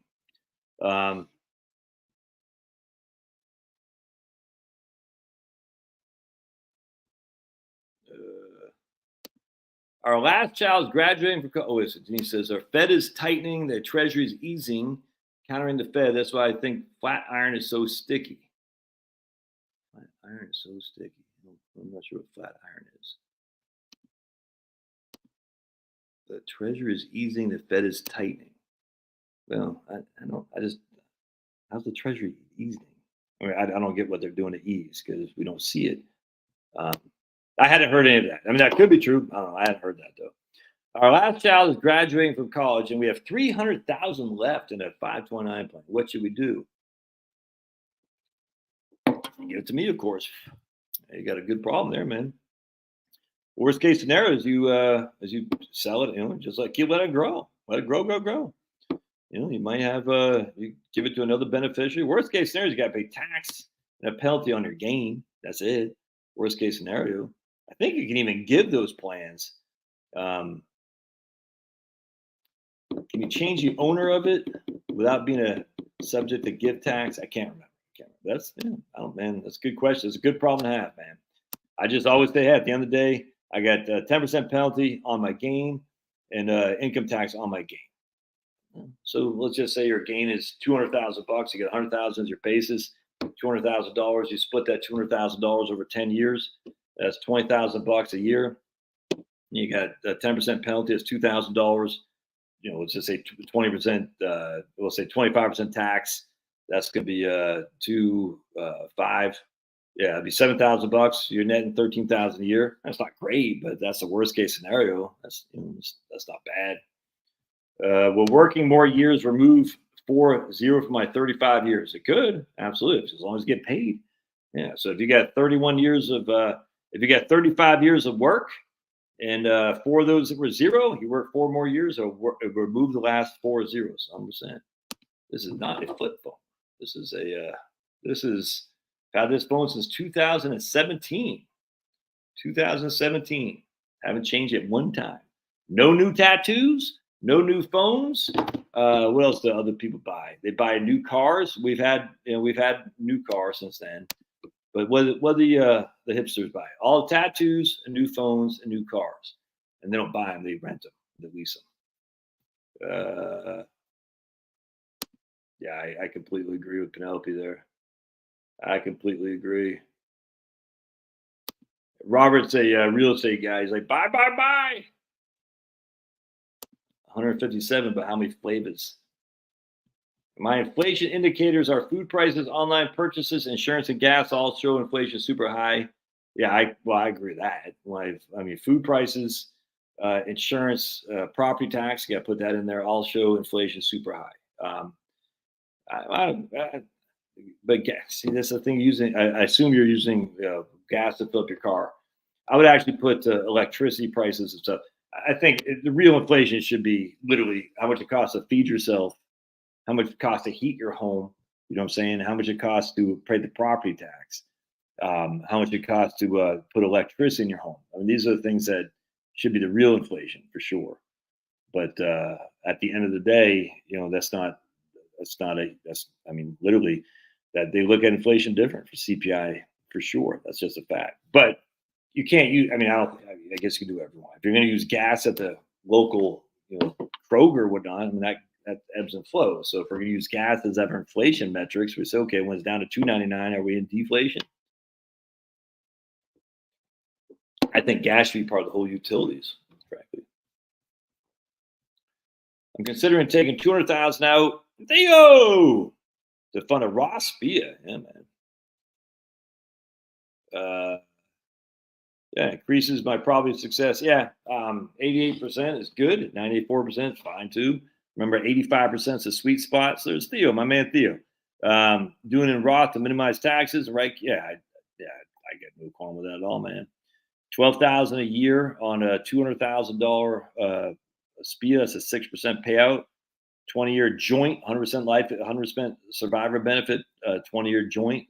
Yep, I like it. I do that. I'm watching the Bible history series on the History Channel right now. Oh, sweet.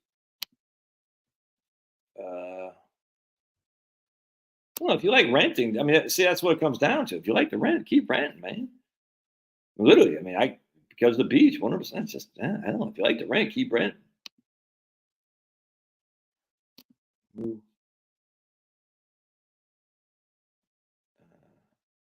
Yeah, 100%. Dave, Susie Orman hates whole life too. Insurance is a contract. Yes, it is. It's a unilateral contract. The insurance company has to abide by its rules, but you don't have to. You don't hear what dude. Can you literally? You don't hear yourself. You don't hear yourself in these statements, Johnny Blaze. Do you hear yourself? Think about why am I laughing at you here? Think about what you're saying. My goodness.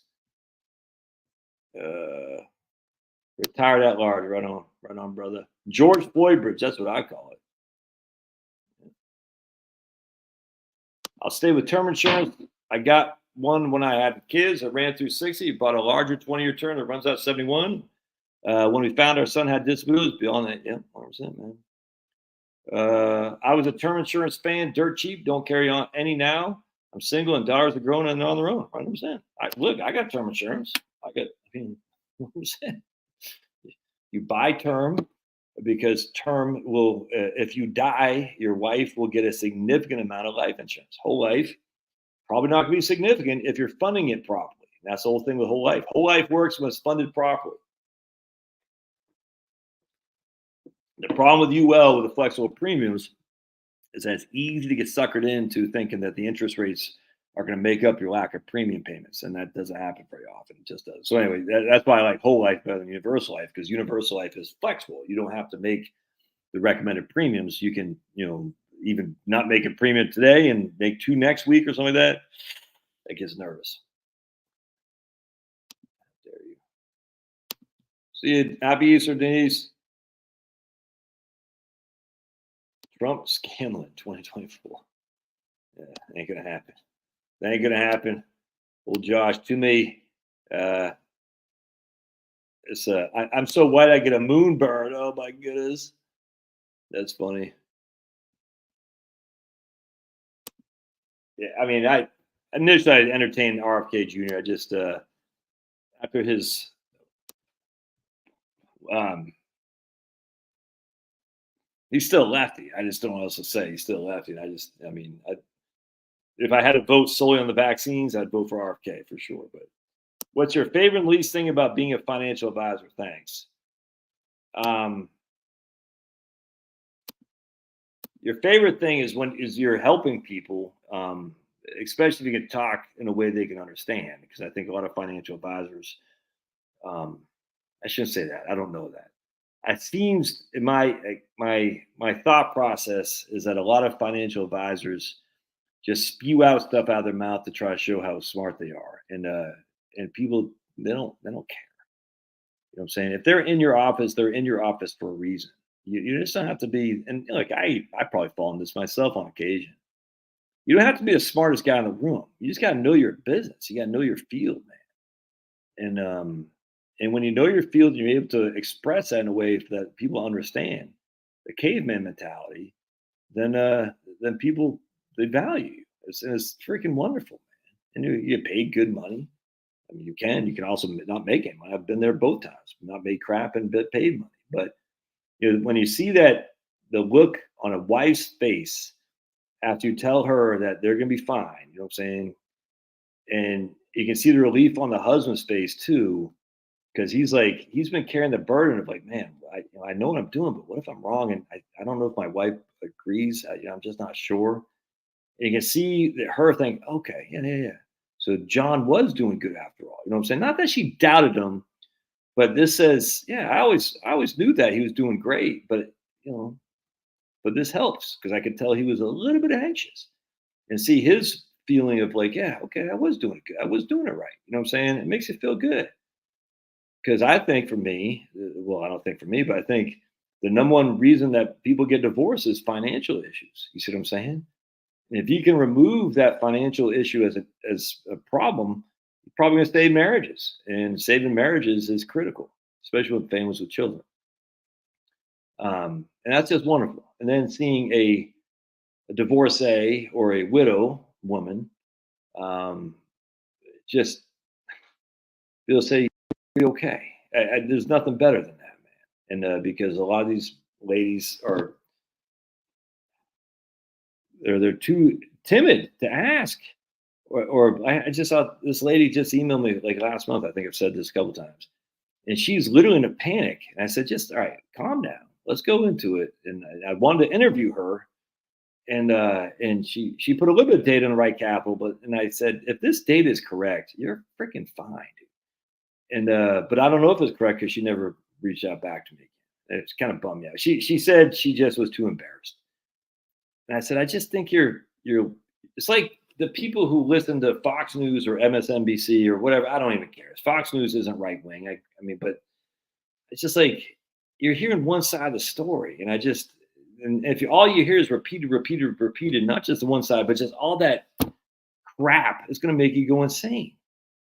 And in financial news media and the academics and whatnot, a lot of these guys are just spewing off nonsense stuff, and they do it in a way that says you need me. You like the Dow Bar study.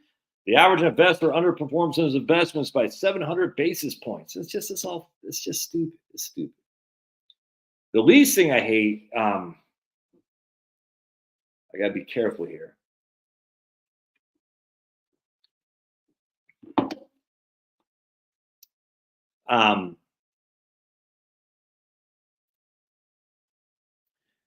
I hate when people, you know, basically want to blame someone other than themselves, if that makes sense. You know what I'm saying? And because it's your money. No one manages your money like you do. No one cares about more than you. So take some damn responsibility for your own freaking money. You know what I'm saying? And I hate when I hear like, oh, I hate it. I like it drives me up the wall. I would rather not have like I've had clients before that I've given them the money back, and I'm I gotta watch what I say because you can always kind of tell a guy's gonna be pissy if that makes sense, and I can't stand dealing with pissy people. I'm just too old for it, man. And you're like, well, hey, you know, how come? I'm just like, dude, then just leave. I don't get it. Just don't. Then go someplace else. I had one guy up here in LJ, up in a big canoe, and I went to see Harry. I'm sure he's dead now, but I went to his house like 3 times in a year, and he wanted me to go up there every quarter. And I mean, it's just. And I said, why? Why? And I just he always. He's like, well, I want to justify. He only had like $1 million with USA, so we weren't making a huge amount of money. I mean, it's money, but it wasn't like he wasn't. He had $1 million with us. You know what I'm saying? And he's like, because I want to make sure my fee is worth it. And finally, I just said, Harry, you should just go to the index funds, man. Our fee isn't worth it. All we're doing is we're managing our investments, and you're underperforming, as you're always going to underperform because you're paying us a fee. And I mean, unless you're basically renting me to come visit with you and your wife, you know what I'm saying? We sit around his table. He would tell us how USA did this or USA did that, and made him mad. And I said, just go to an index fund. And he never would. He never would. It's weird, man. Every time I saw the phone, he'd call me like every Monday morning. Every time I saw the caller ID, I just like said, oh, I just don't want to deal with this guy. You know what I'm saying? And now I don't have to do that so much. I'm pretty good on the front end of picking people I want to work with. You know what I'm saying? But it's an experience that you got to learn from just being around a long time. I'm pretty good. I've had a couple of people sneak through. One guy from last year, I'll never forget that guy. I said, dude, you want to read? I said, nope. I'll never forget that guy. I said, you kidding me, man? I could not believe it. Could not believe this guy. But I've had a few that sneak through. But generally speaking, I'm pretty good identifying the people I don't want to work with, and that helps. But even then, you still get some people that kind of you're like, not very many, not very many. I'll grant you. There's a few people that you're just like, no, this isn't the way I envision this. And I'm usually pretty upfront, you know what I'm saying? Because I don't want anyone to have any hard feelings, nothing. I don't want your money, man. If you have any doubts, I'm not negotiating. I don't give refunds. I don't want anything. You know what I'm saying? But I did give refunds one guy. I've had give refund 3 times to these people. One was a nice lady from New York. She had all her money in Tesla. And I said, man, I can't, unless you sell, like all her money was in Tesla, literally all her money. And that was 3 years ago or something like that. I don't even know what Tesla's done since, because Harry Chu's not here anymore. But Terry Chu would tell us about Tesla. But I said, I can't work with you if all your money's in Tesla, because I can't do my duty to you by doing Roth conversions and stuff like that when everything's in Tesla. Because if Tesla went to nothing, then you're screwed, and yet you paid all those taxes. She was very keen on the Roth conversions. I said, I can't, and I gave her money back. And then another guy who I've been out of the market for 15 years, and I want you to tell me what to do. I said, no, I'm not touching that with a 10-foot pole, man. No. Because think about it from my perspective. All right. From my perspective, there's only one winning scenario. You got 3 scenarios. One, the market goes down. And if I told him to do anything, he's been out of the market. Who's he going to blame? This guy. No winning there. The other one, the market stays flat. Well, he said, I could have done better just being in cash. I went in the market, took all the risk, but I could have been better at being in cash. That's a loser too. The only way I win is if the market goes up. That's it. So there's 3. You pull the door open. 2 of them are negative on me, 1 positive on me, and I don't need the positivity there. That's for sure, because I don't know what the hell the market's going to do. I said no, and I refunded his money. He goes, why are you refunding? I remember. I said he got like sanctimonious about it. And actually, he was an asshole to his wife too. I remember that his wife was on the phone with him. He's like being very rude to her. That's what it was too. That really pissed me off. I was like, I just don't want to work with you, dude. I don't want to work with you. That's what I told him. He goes, what?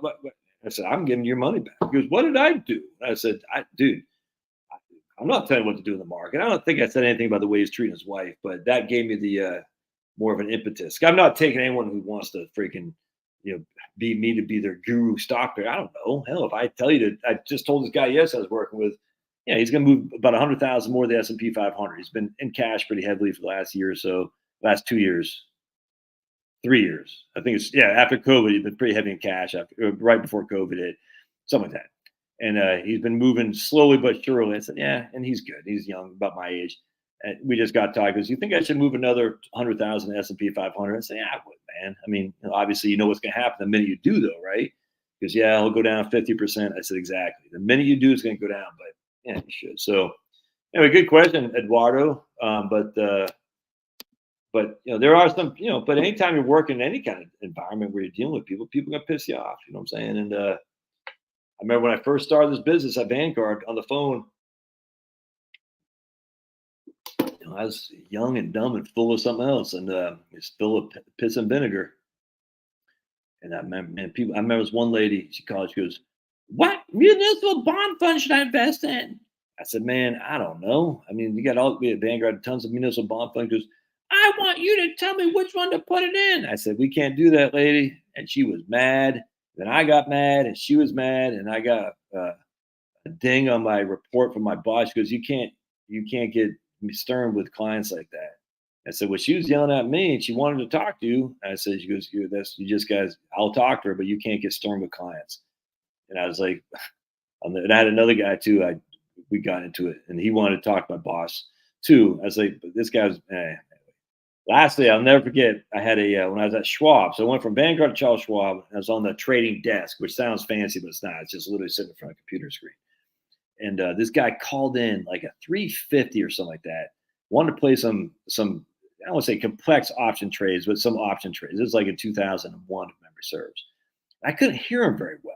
These are the days when cell phones first came out. And it turned out the reason I couldn't hear him well is because first, the cell phone service wasn't great.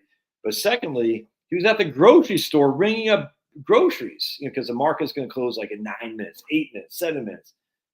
And he wanted to place these trades. And I said, and anyway, long story short, we didn't get him executed in time because I couldn't hear well. B, he was being interrupted. And then the market closed. And then next day he said, this trade didn't get placed. And I would have made, $5,000 or something like that. We had all the call on the freaking record, and I had my boss. So I said, "There's nothing." The trade. By the time he finally agreed about what we're doing, it's already 4:05. There's nothing I could do. You know what I'm saying? He said, "Got to ding you." And I think if we got quarterly bonuses or something like that. That one trade error, I think is what it's called. I lost my quarterly bonus. I said, "How's it an error?" When he didn't. That pissed me off. I mean, that's the thing. Whenever you're dealing with people's money, people want to blame somebody else. We should have listened, says Mighty Storm. We should have listened. What are your thoughts on annuities when you retire? I love annuities, Ken. Big fan. Big fan. Big fan. I mean, now remember, there's different types of annuities. You got fixed annuities. You got income annuities, single premium income annuities. You got fixed annuities, and then you got variable annuities. But I'm a fan of all of them, frankly. It was Harry right there. Speaking of annuities. Don't pull the plug. Don't be pulling the plug here. 100%. Me too, man. Josh, because we think Israel can be a big stick carrying ally of the world, truly goes to crap in the Middle East.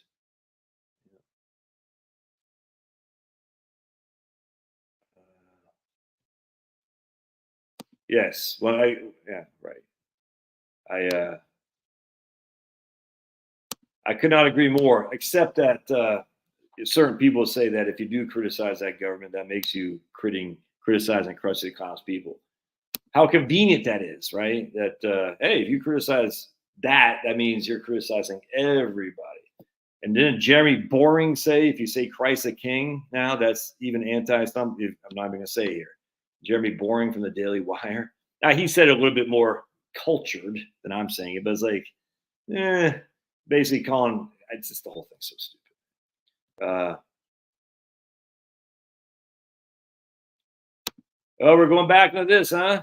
We're going back to, I will bless those who bless you, and I will curse him who curses you. So we're going back to this. Oh boy, do we really need to go back to class on what Israel was compared to what Israel is now? Do we really need to go back to this? Oh my goodness, Aqua Bliss. Come on, come on. Think about it. Think about it. Dude, I felt this myself for many, many years. I felt this taking the Israel, this plot of land, and saying the man Israel, the 12 tribes of Israel, the person, all right? And to say this plot of land that was deemed by the Balfour Declaration, that's just weird how it happened in 1947, got placed there and just put other Palestinians out of their home. Suddenly, that is the same thing as saying to God, I am cursing Israel. Yeah. Hey, we're not cursing Israel, first and foremost. We're saying, I don't want anything to do with it. Let the Israelis, there's an ethnic battle for land. Let them fight it out themselves. We shouldn't be doing anything with it. Frankly, I find the Christian masses who fall for this hook, line, and sinker. It's frightening to me, and I did too. I tell you, man. I'm not sure they are as much anymore, which is kind of interesting. I'm not sure they are. I think a lot of Christians say, wait a second. I think they see what's going on in Ukraine, what went with the jabbies, what Israel's doing, how Israel was horrible when it came to freedom. I think a lot of righteous Christians are saying, what are we doing here again? What? That's our ally? 100%, exactly. I can still support the idea that, and people say, "Oh, you want Israel?" This same thing with the vax. Oh, so you want people to die then? So, I don't want to support Israel, so you want Israel to die then? I don't say that. It's just funny too, because you actually look at the Bible and you see what the nation states were and where they went. You know what I'm saying? And we see it's above Damascus, over to the Euphrates Sea, the Red Sea down here, the Euphrates Sea up there. I mean, all these tribes, Benjamin, Manasseh, all these things, all these tribes in there. Israel has a claim on all that land, apparently, if they want to. The country of Israel, I'm saying, because that's their ethnic place.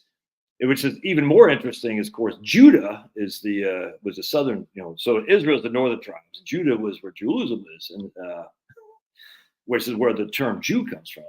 Anyway, so it's very interesting. You got the northern tribes, that's Israel, and then you got Judah, and basically, if memory serves, Benjamin, just down here, and then the other 10 tribes up north. And that's where the tribes of Israel were up there. So somehow, if Israel wanted to, they could say, under the guise of the Balfour Declaration, oh, these are our lands too. You're like, wait, what happened?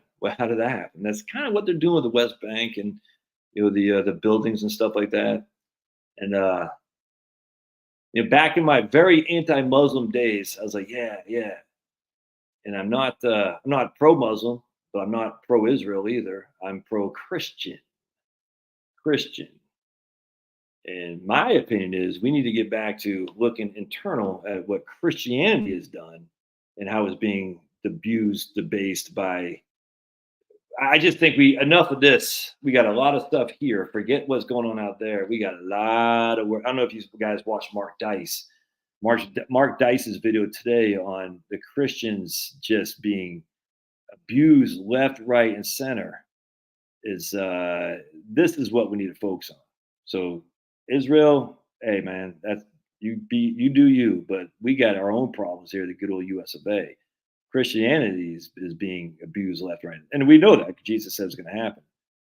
Doesn't mean you can't fight back, though. When I say fight back, YouTube, I'm not saying violence. I'm saying with love, but also with not tolerating a lot of things that we've been tolerating for way too long. We've been way too pleasant.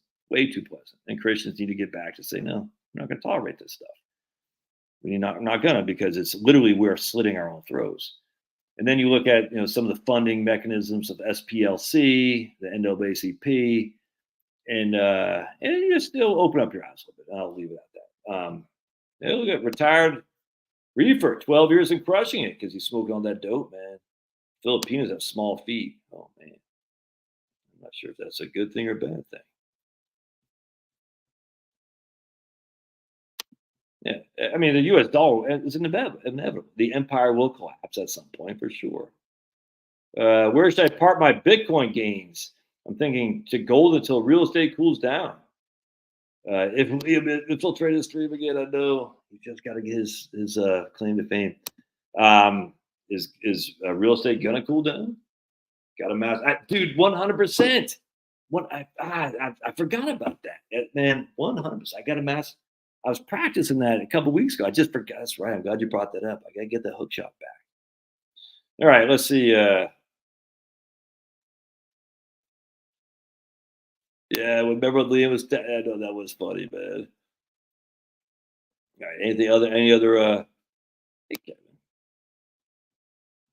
You can rent an apartment in a senior complex for reasonable. Might be better than buying a house when you're retired, especially if he likes it there. And if he likes, if he likes where he's at, keep renting. That's the whole thing. If you like it, yeah, good problem to have. Exactly, Iron Man. Luckily, I got to pay nearly $1,000 just on federal taxes. It's not beer, it's buble. I call it buble, orange cream. Never had to pay anything near that much. Yeah, I tell you. And then Harry said the same thing. And that's the drawback here is that with the higher interest is higher taxes paid. And if you're on Obamacare, that might creep up on you. What do I think about dividend stocks to help with retirement? I like dividend stocks, 100%. I like value stock too. I mean, I'm a value stock kind of guy. The reason I like value stock is because inherently, I'll show you right here. All right, so what happens with value stock there? Low PE, low price to book, and high dividend yields. That's value stocks. That's what determines a value stock. Low PE, low price to book, high dividend yields. All right, that sounds good. But there's a reason they're like that is because they haven't done so value stocks have more volatility. The reason they have low PE ratios, low price to books, and high dividend yields is because the stock got hit, the price got hit. That's what makes it value. All right. And so what happens is whenever you're on your back, when you do jump up, it'll jump up nicely, but you might not jump up. And look at GE. It took forever for GE to come back. And I guess they're this last 18 months or so, they're freaking boring. But still, at the end of the day, it's a lot of volatility in value stocks because there's a reason it's down. And just because it's down doesn't mean it will jump back up. It could go down more. In fact, the momentum theory, which I completely subscribe to, things that go up more, things that go down more. And at some point it switches, when somebody snaps their finger, Mr. Market, rings a bell, everyone changes. But things that go up tend to go up, things that go down tend to go down. And with value stocks, the reason they're considered value is because they're down and they potentially have more to go. So there's more volatility in value stocks. But generally speaking, you buy things that are cheaper on sale and value stocks are on sale. And at some point, they usually, not all the time, and there's no guarantee of this, outperform because there's more risk inherently. There's more risk in a value stock than a growth stock. Even though everyone says, no, it's not true. It is true. Because a value stock, the reason it's low on these things is because it's been knocked down. And it can keep going knocked down. That's the scary thing. It can keep going there too. Yeah, they can't roll over $300,000 though, Dan. That's for sure. They can roll over. I can't remember. It was a little bit, but it wasn't $3,000. Yeah, right on, Kevin. You got it. All right. How much tax would it be to roll into a Roth? Yellen's heavy T-bill. All right, so this is going back to what Denise says. Yellen's heavy T-bill issuance is causing drawdown and reverse repo facilities since money market funds get slack. This increases liquidity, offsetting quantitative tightening. So issuing T-bills. All right, let's think about this for a second. What happens when you're issuing T-bills? Think about this for a second. When you're issuing bonds, all right, what are you doing? You're selling bonds. Issuing is selling. Let's think this through, man. I wish Denise was still here. Issuing is selling. Right? Let me go to the very bottom here. This is important. Issuing is selling. I'm issuing bonds. Issuing bonds. There's got to be another side of that transaction. What's the other side of that transaction? Anyone? Hey, Prairie Mark in Iowa. I love 3-month treasuries. At 100%. It's not about being at 100%, Andrew. I'm not there. Exactly. Punch you in the face, you don't have to turn the other cheek. So this is what my man, I forgot, big celery. Right. So you're issuing, I'm going to, until someone answers this, I'm going to keep going. The Fed is selling bonds. That's issuing. Or the Treasury. I don't care. They're issuing bonds. What is that doing? They're selling bonds, which means someone has to do what? The other side of the transaction. Someone has to buy the bond, right? So someone is buying the bond. What are they buying the bond with? Cash. They're buying the bond with cash. So what's cash now is coming out of the economy. That's what's happening. And that's literally, so when the Fed buys bond, but they're not flooding the market with cash because the Fed is now taking that cash. And if the Treasury is issuing T-bills, right? Treasury bills, right? If the Treasury is issuing the T-bills, they're getting the cash. All right, so they're taking cash out of the economy. Now you could say they're spending it. Well, that never stopped them from doing it anyway. Okay, but they're not. But that's what happens. So exactly, they're taking the cash out. They're taking the cash out of the economy. That's tightening. This is what the tightening is. All right. So when we're selling bonds, right, you're paying us with cash. When we're buying bonds, we're flooding we're putting the cash into the economy. That's exactly how this works. So when we're buying bonds, we're giving cash, just the fiat currency, we're putting into the bank reserves. Now there's no reserve requirements of memory serves. The whole thing's stupid. I mean, the fiat currency is, I mean, it is what it is. People can scream bloody murder all they want. No, the printing press goes whir, and everyone's like, oh my goodness, it's going to be bankrupt. It's been going worse since freaking out the end of World War I. So anyway, when they're buying bonds, they're creating cash and they're putting it into the banks for their liquidity needs so they can lend it out and there's no reserve requirements. And theoretically, the banks can lend more. But here's what happened in Japan. What happened in Japan? Same thing happened. No one wanted to borrow money.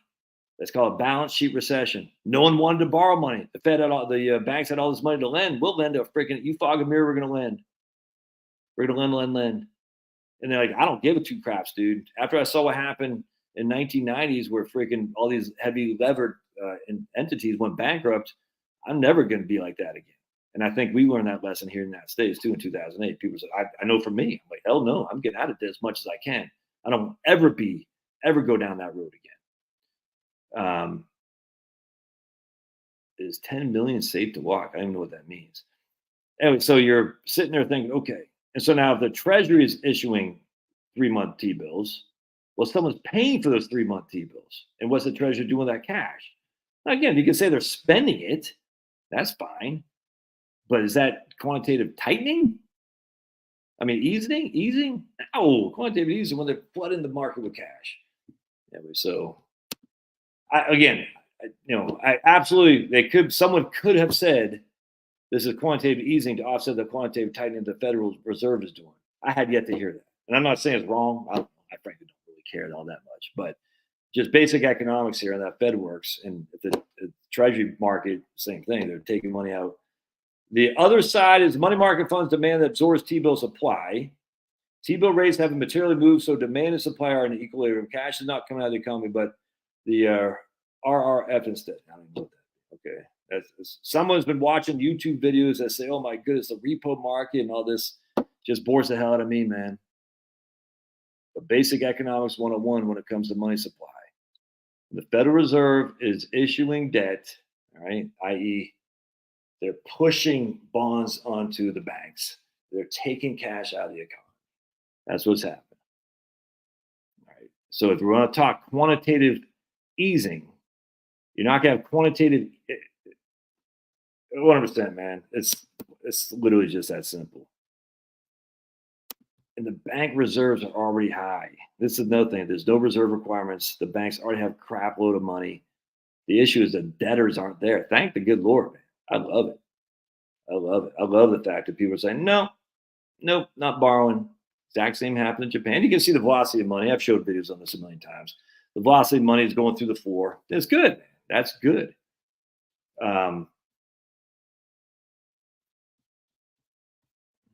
But you guys are calling it QE. That's the issue. You guys are calling it quantitative easing, but instead you're saying the Treasury's doing it, and I just don't agree with that.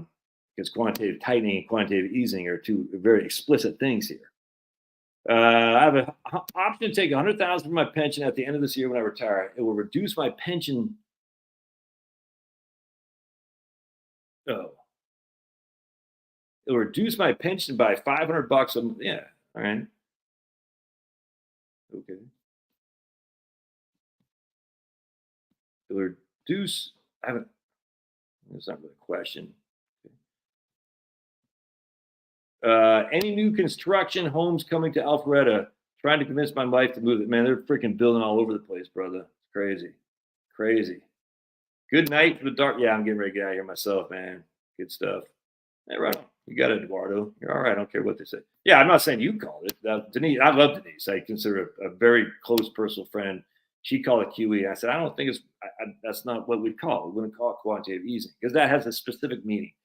And again, that doesn't mean you guys are wrong. I'm just saying at the end of the day, when I hear quantitative easing, that's something specific. When I hear quantitative tightening, that's something specific too.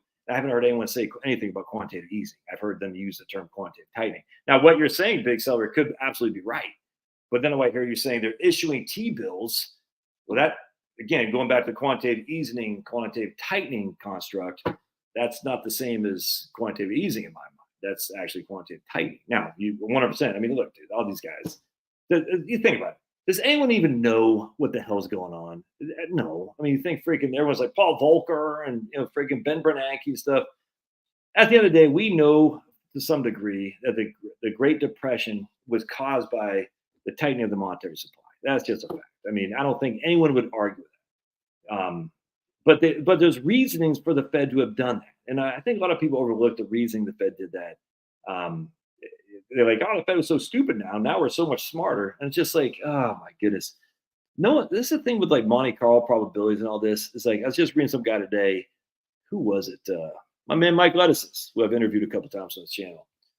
What was he saying? The guy from Merton, what's his name? The Nobel Prize guy from Merton, the LTCM, when long-term capital management fell, Merton's response, was a Nobel Prize winner, by the way, was that it was a 28 standard deviation exposure. 20, like literally, it would never happen ever on the world, ever, in terms of finance. It's so improbable that happened, and yet it did. It happened in 97, 98? I think it was 98. It did happen. There's a 28 standard deviation, and it happened. And so that's the issue. It doesn't happen until it does. And the Great Depression didn't happen until it did, and then it did. And it was like, oh yeah, now we know that the solution for the Great Depression was just flood the money. The money. And the thing, that's what Japan was trying to do. Now, did that solve it from not becoming a Great Depression? They didn't really have a Great Depression, but they certainly had a massive deflation and a recession for decades. But again, so let's just look at the velocity of money. It's just not turning over. If it's not turning over, you can print all the money you want. It doesn't matter though if people aren't borrowing and people aren't spending. And it's interesting to say. I just don't think anyone knows what they're talking about. I think everyone thinks they do. And they saw, well, this, Peter Schiff and all these guys. And I like Peter Schiff, but it's just like, dude, you've been on the same, thing. Like, what's the name? David Stockman. David Stockman's been on the same thing since 1982 when he left the Reagan administration as the OMB director. He's been saying the same thing. But dad. And then at some point they're going to be right. At some point the empire is going to fall. At some point there'll be an alternative U.S. dollar. Is it BRICS? I don't think so. Dude, we're still the best game in town. Do you not know how many abortions they have in Russia? Do you not know what the Chinese population is happening? You know what I'm saying? It's crazy. South Africa is racial strife up and down the street. It's horrible. India's probably going to be okay, but India's a freaking, I mean, India is India. You know, I bring on Indians. I don't got no qualm with that. As long as they have to fight freely and fairly for labor, you know, they can't undercut Americans, and then don't hire their own. I think it's okay. But we know there are some examples of Indians hiring their own at a low cost, underpriced Americans. You're like, dude, that's not how immigration should work. But be that as it may, and India's all these different. I mean, hell, it's not one religion, it's not one ethnicity. There's all kinds of different people in India. You know what I'm saying? It's a hodgepodge of different people there. But all more power to them. But China's doomed. You know, they're going to have less than 750 million people at the end of this decade, at the end of the century. It's crazy. So what's the alternative to the United States right now? I mean, we're still freaking kicking ass and taking names, even with Sniffy Joe in there. You know why? Because there's an American culture. This is what pisses me off about all these anti-American fools. American culture is to get out there and get it done. Take a little bit of a risk, make it happen, get it done. And if you go out there and you risk and you win, you're going to be rewarded nicely. And for some reason, that has a white male connotation to it. And yet, there's tons of black guys out there crushing, who took risks and are freaking crushing.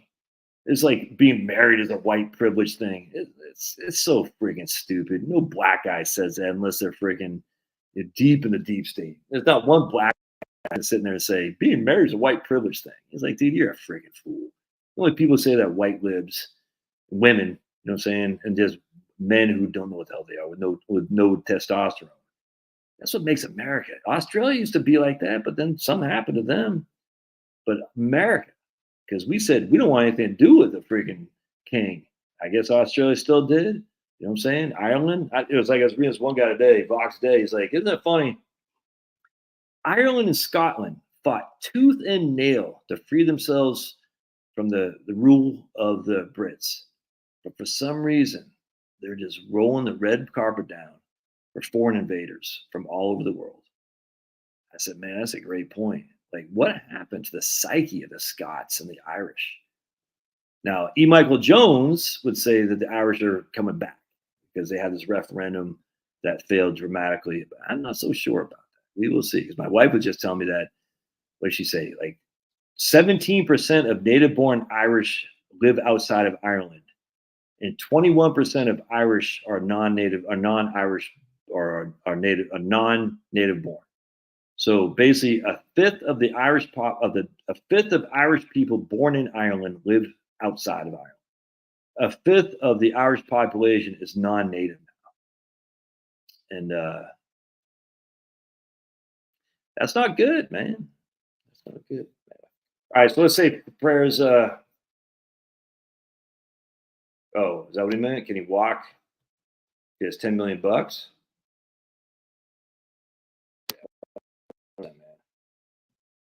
The U.S. will implode at some point in time, but I mean, everything implodes. I mean, that's just, you know, entropy. Yeah, but are they having them women? I don't think they're having any women, man. Were bonds part of my stock market course? Hell yeah. Hell yeah, man. Bonds have significant courses on bonds or lessons on bonds. Oh, was it worth it?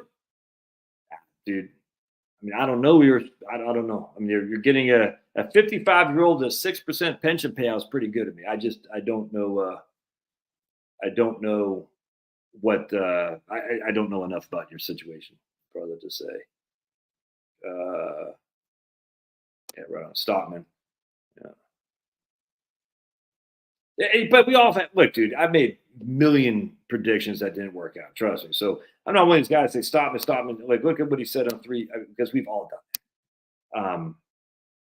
Yeah, but if he has $10 million and he walk, I mean, now if he's spending $10 million a year, this is why I say, I mean, it all comes down to spending. So I don't know. So Sarasota Tim, a 10-foot RV with no toilet and camping along the road. Yeah, teach his own, man. Is that guy married? Can't imagine his wife would like that, but whatever. Yes, bonds are part. I guess that's it. All right. I don't know. Some customers just need to be fired at 100%, man. I fire one auto repair customer a year. It must be funny because my techs all stop and listen when I do it. Yeah, you got to do it, man. You got to say nope. And especially in your line of business, John, I can see people like, what? They're like, dude, you don't like it? Go someplace else, man. All right, say prayers and get on out of here. You got Iron Man. He's like, I got 300,000 by 529. Humble brag much, huh? I don't think he's here anymore. Exactly what I'm saying. Yeah, but he'll be right one day. Though. Big salary, he'll be right. At some point, I don't know when. That's the thing. No one knows when. All right, Heavenly Father, we just thank you for bringing Jesus back from the dead to show over 500 people he appeared to in person after they know he was dead. And for some reason, those 500 people who witnessed him had a change of course, the apostles in particularly, were the people who denied him before that, just a day or two before that. They denied him as Jesus told they would, Peter in particularly. Then they went out and risked their lives and got brutally tortured and died themselves. I mean, Lord, how could that possibly, how can we deny that?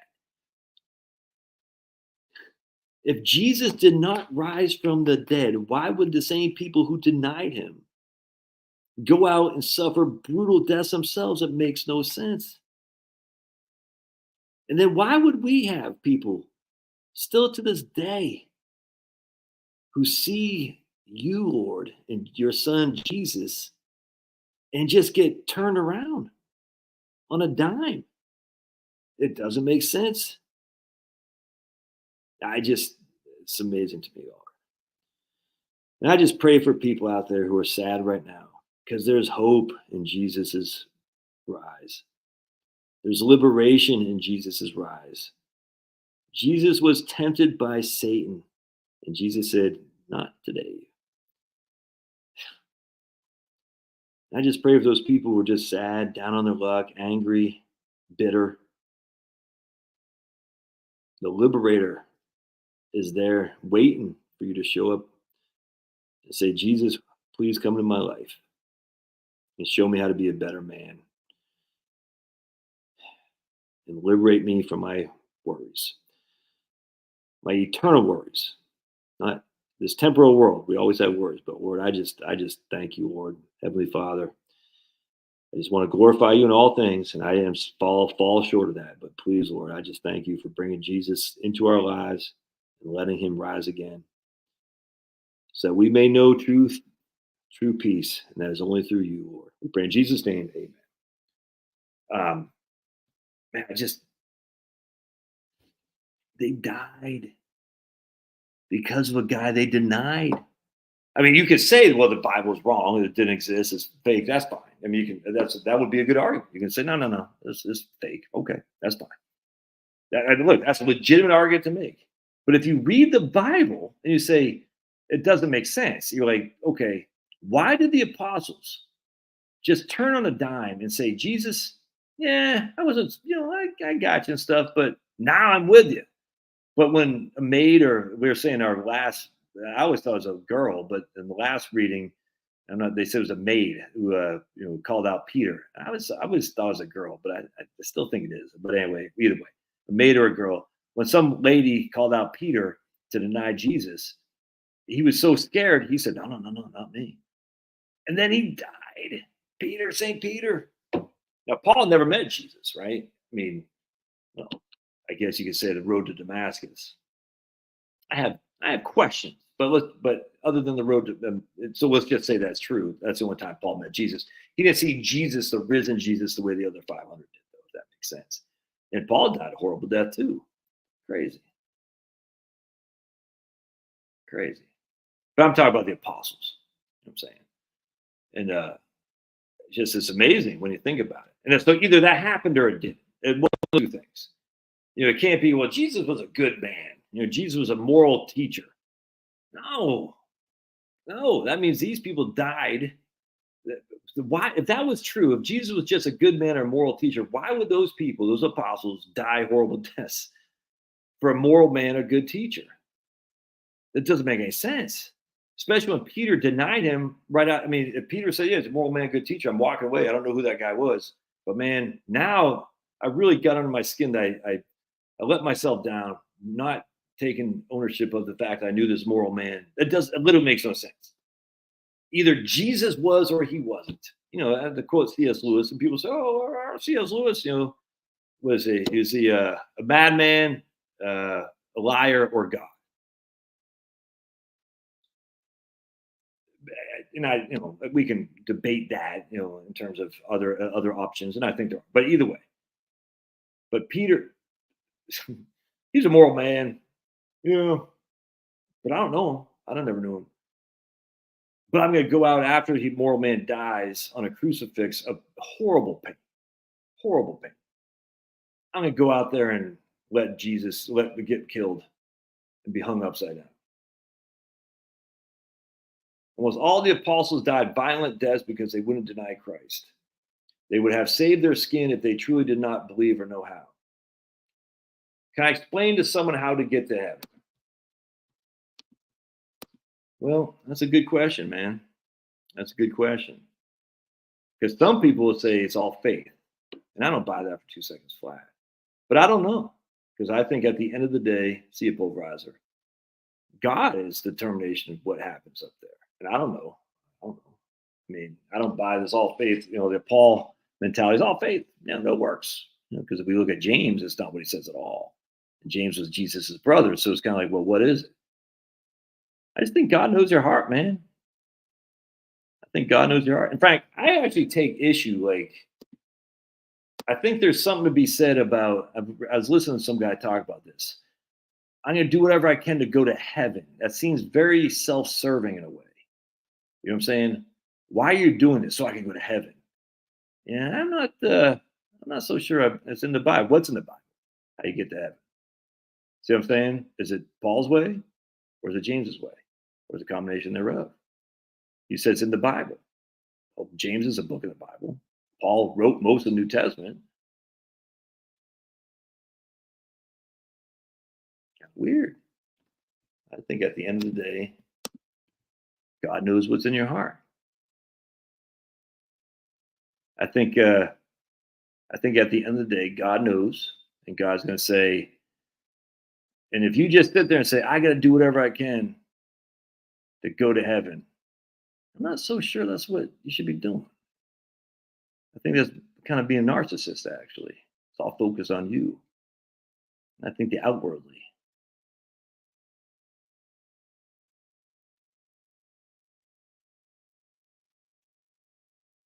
But then again, you say, I'll be quick here, but something to think about.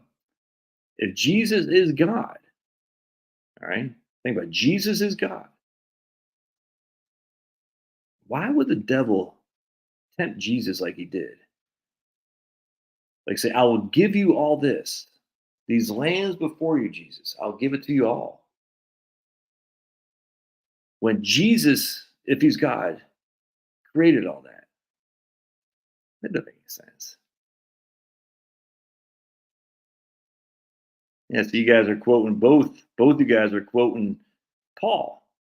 And I have issues, got questions. Yeah, if you gave money to Oral Roberts to save him from being called home to heaven, surely there's a spot in heaven for you. Spot in heaven. And Romans, Corinthians, Romans again. That's Paul.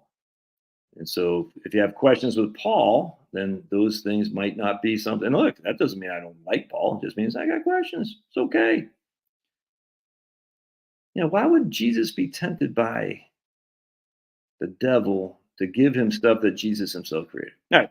So I got to say on that, something to think about. Do I think Jesus rose again from the dead? 100%.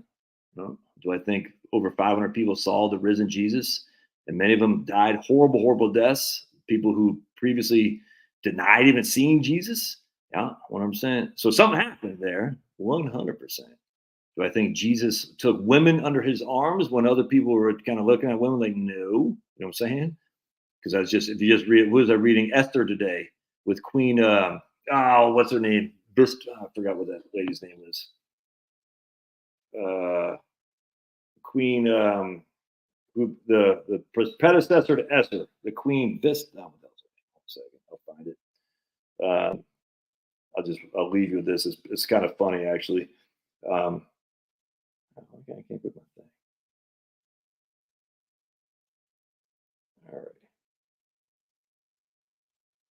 All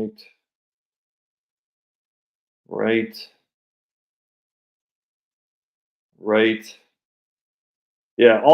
Queen Vashti. That's what I posted on Facebook. It all started with that daggum Queen Vashti.